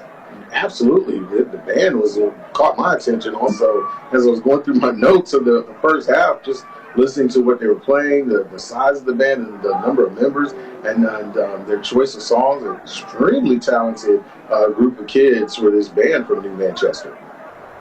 So 2nd down and 3. And the running back gets stopped in the backfield. They're going to blow the whistle. Effort to try to keep everybody healthy down the stretch here. Ball carries number 24, Wendell Sr. So that could be the next to last play. There is a 10-second differential between the play clock and the game clock. So let me ask you real quickly, Chris, as we wrap things up in this particular opportunity here. What did you like about your first visit to the jungle in some time, and also the performance by Coach Hibbett's squad as he just got the Gatorade bath? You're right. We covered them this season, but not here. And was interested coming in as we see this sack here on Delancey Alexander. Delancey Alexander, the sack, kind of in this game. But coming here, for the first time this season. It's been a while. I have not seen the new field, but just hearing the history of how the field came up, the way that they laid the turf down, and then watching the student body, the atmosphere, the tradition that they built out here in Lakeside, was just really impressive. And I'm so happy for this program to see them get this playoff win tonight. So happy for the fans. And then you've got all this new construction going around here. This school, the future is really, really bright for them. So congrats to the Panthers on this win, and congratulations to the Jaguars, New Manchester, for a really excellent season. Ty Ackerman got the sack to close things out. The 5'8", 170-pounder, the senior in reserve duty, got the final sack to close out the contest. So your final score, 40-7 in favor of the Panthers. Right here in the jungle, they'll survive and advance and move on to face an opponent in the second round, the Sweet 16 round, as they'll face the winner of tonight's matchup between Houston County, the 4th seed out of Region 2, and Clark Central out of Region 8. They are the champions and the favorites here tonight. Chris will check in on some scores. We'll take a break. When we come back, much more right here on the Fox Sports Radio High School Game of the Week. The final whistle has sounded, and what a playoff game we had tonight. Stick around, because coming up next, it's the Panthers post-game show. We're going to bring you all the scores from around the CSRA, post-game interviews, plus in-depth analysis from tonight's action. So don't go anywhere. The post-game show is coming up right after this. You've been listening to the Fox Sports Radio 94.7 High School Football Game of the Week, presented by the Go Big Injury Lawyers. In the world of football, every play can change the course of a game. In the legal arena, you need a team that's ready to tackle the toughest opponents. When it comes to the game, you got to hit hard, never back down. And that's exactly the mentality you need when it comes to your legal battles. Call Go Big Injury Lawyers, 800-777-7777. It's a big Friday night of high school football around South Carolina. Be sure to stay tuned for the high school scoreboard following the game. Hi, this is Phil Kornblut of Sports Talk. We'll bring you all the scores from tonight, plus game reports, coaches' interviews, and analysis by David Shelton. We'll cover it all up until midnight on the high school scoreboard, coming up after the Fox Sports Radio 94.7 High School Football Game of the Week on WAAW-FM. Timeout, timeout, timeout, timeout, timeout! Listen up, get tight. This is the most important timeout I've ever called. Things are getting out of control out there, and we need to regroup. Hate. Hate is winning out there. Not on these fields. In our communities. On our streets. In our schools. And we need to stop it. So let's take this moment To change the momentum. and call a timeout On hate. Together. Together.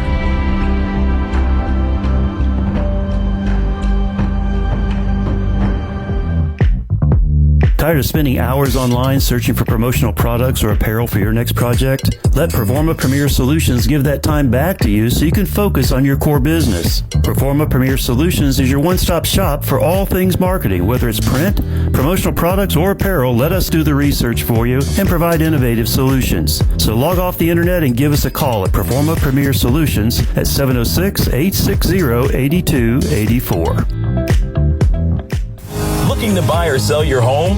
Go Greg Odom. Whether you're upgrading, downsizing, or investing, Greg Odom and his team have the expertise to help you navigate the real estate market with confidence. With over 20 years of experience in Georgia and South Carolina, Greg is a skilled negotiator and an award-winning realtor who's committed to getting you the best value. From listing your property to closing on your dream home, Greg's here for every step of the journey. Need a new construction home? Greg's got you covered, working directly with you and the contractor to bring your vision to life. Contact Greg Odom today and let's find the perfect home for you. Greg Odom, professional, experienced, and committed to you. Go GregOdom.com. Hi, we're the Lakeside Cheerleaders, and you're listening to Fox Sports Radio 94.7 FM. Let's go, Panthers! If you You want to find out which teams picked up a win this week? You've come to the right place. It's time for the Fox Sports Radio 94.7 Lakeside Panthers postgame show, brought to you by the #1 realtor in the CSRA, Greg Oldham of Maybaum Realtors. Here to bring you all the scores from around the CSRA, scoring recaps and in-depth analysis from tonight's action. Let's head back out to Panthers Stadium and check in with Mac and C-Mark.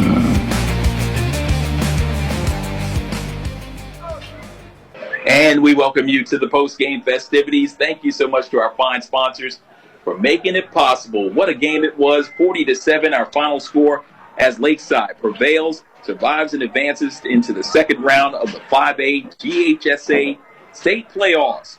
For just the second time in school history, Lakeside moves in to the second round. Let's see if they can take some knowledge from what they gained today against a high-potency offense, shutting them down to just 7 points and no scoring since the 3:51 mark of the second quarter. As we take you back to the scoring, it was a 7:41 mark, opening opportunity, and Mikael Grissom on the second play from scrimmage, 89-yard pitch, and literally it was an underhand pitch and catch, and then dashing for the end zone, 89-yard run by Mikael Grissom, 7-0 after Brandenburg's PAT, and it was Lakeside up 7-0. Yeah, and it was just so surprising. It happened so quickly. We were really just getting settled in our seats as soon as Lakeside was touched the ball, got warmed up a little bit, they were able to break one loose and took it to the house for an electric play that really got these fans up out of the seats. Delaney Alexander, the all-region performer, showcased his skills as well, as an interception provided him an offensive opportunity in the second quarter with the 3:51 mark. He marched down the field on a 4th down and 6 and then barreled in using his big body and strong arm to get him down the field, but it was the legs, not the arm, that cashed in, and we were tied at 7 apiece. That's right. You know, the identity of this New Manchester team was to air the ball out. They tried it on that very first offensive series, but it seemed like Delaney was just overthrowing receivers all night. They went back to what they seemed to be able to work on was that run game to get it in. And something became really evident as the game went on, that anytime they were in a 4th down situation, they were going to go for it. And they did it on that one, turned into a score for them. All right, so we were deadlocked at 7. Final seconds of the first half, they were marching down the field with Lakeside, and Brandenburg drilled a 45-yard field goal as time expired to give his team a 10-7 lead at the break. Yeah, it was an amazing kick by Brandenburg to get that ball in. And like I said, it was a 45-yard field goal. Looked like it was going to come up short, but it just cleared that crossbar to get them over, and that was crucial because it ended the first half and they had deferred to come get the ball back at the beginning of the second half. So they got 2 offensive possessions back to back. Then the second half, it was Lakeside who had the possession first, made the most of it. 7:59 mark, marching down the field, Brandon Grissom, 9-yard touchdown run, and the lead was its largest at that point at 17-7. And they just kept piling it on. They had really just established the run game early, and that was one of the keys that Coach said, that they were going to have to get at least 150 yards plus on the ground, and they were close to doing that well into the third quarter with that 3-headed monster that they were just feeding. Ty Jones, Spexton, and Grissom just making it happen all night. Man, you talked about it. Brandon Grissom with 3 scores in that second half. The next one happened at the 3:58 mark, a 6-yard touchdown run, and extended the lead to 24-7. And then Ty Jones at the 2:19 mark of the third, a 29-yard touchdown run of his own, showcasing his speed right up the middle. And the PAT was no good in this particular instance on a low snap. Brandenburg couldn't get it through the uprights. It was 30-7. You thought, well, maybe 3 scores, 31-27, 31-30 would be the final score. A come from behind victory was a possibility if you were a Jaguar fan. But again, Lakeside Panther fans realized that they've got a potent offense, and it was able to shine again in that fourth period on the 9:46 mark. William Brandenburg, a 28-yard field goal, made it 33-7, and then at the 7:20 mark, Brandon Grissom finished capped off the scoring at a 14-yard touchdown gallop, and it was 40-7, your final score. You're right. Coach Otten coming in here obviously was missing a key point or a key part of his team, his special team. He just had no kicking game tonight. So when he got into those fourth downs, and it became evident that they were going to continue to go for it on fourth down, that allowed Lakeside to really have a defense ready and set to come into the game, especially on third and fourth downs. They knew that they could pin their ears back and just send that blitz. They had Alexander, the talented quarterback, overthrowing receivers all night long because the pressure that he was under constantly as he dropped back, he just didn't have time to connect. So they really took New Manchester out of what was comfortable for them and caused them to not be able to complete passes, which was a key part of their game. And that just turned this game really the game control over to Lakeside, and they just managed it all night long. It was the first ever meeting between New Manchester and Lakeside, the Panthers, although Coach Otten Downs had faced the Lakeside Panthers once before, defeating them at Creekside on his way to a state title. This time it was all Lakeside, 40-7, your final score. We'll take our final timeout on the post-game show, but up next, an opportunity to hear from some of the scores around the CSRA, both football and basketball scores. So we're going to keep it right here with the post-game show. Charles McNeil and Chris Martin talking behind the scenes. Let's go ahead and run through some scores for you and get you what you need to prepare yourself for next week's outstanding action. Let's start with football scores, Chris. All right, looks like we've got some scores just pouring in from teams that our audience has got some interest in on the Georgia side. West Side playing against Oconee. Looks like that one is coming to an end here. West Side 14, Oconee 31. So it looks like the Patriot season will come to an end there. Burke County was in a close one with Cook. Looks like Burke County is going to come out on top 27-21. Butler was facing Columbia, and Columbia all over the Butler Bulldogs 46-12. Thompson cruising to a win over Pike 55-6. We also have Washington County losing to Jeff Davis, or lost to Jeff Davis 33-17. And our friendly neighbors to the south of us in Swainsboro facing Northeast tonight. Northeast 46, Swainsboro 7. So their football season will come to an end tonight also. But Lakeside is definitely moving on. It was a great game here tonight. Matt, what scores do you have? All right, let's go ahead and take a look at the football scores. Late in the fourth quarter, it's Aquinas in position to survive and advance as they lead Holy Innocents Episcopal in a battle of 6-4 versus 5-5. The score is 30-20 in favor of the Fighting Irish. We broadcast their game earlier this year, actually just a couple of short weeks ago.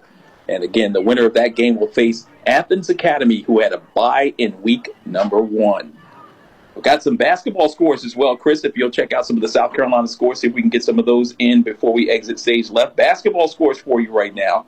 It is the RM21 Invitational. Many of you guys know Ricky Moore in the third year of that event. Ricky, of course, being the assistant to the head coach at North Carolina A&T, can't, under legality, put his name on the event, so they call it the RM21, which was, of course, his number when he was at Lakeside.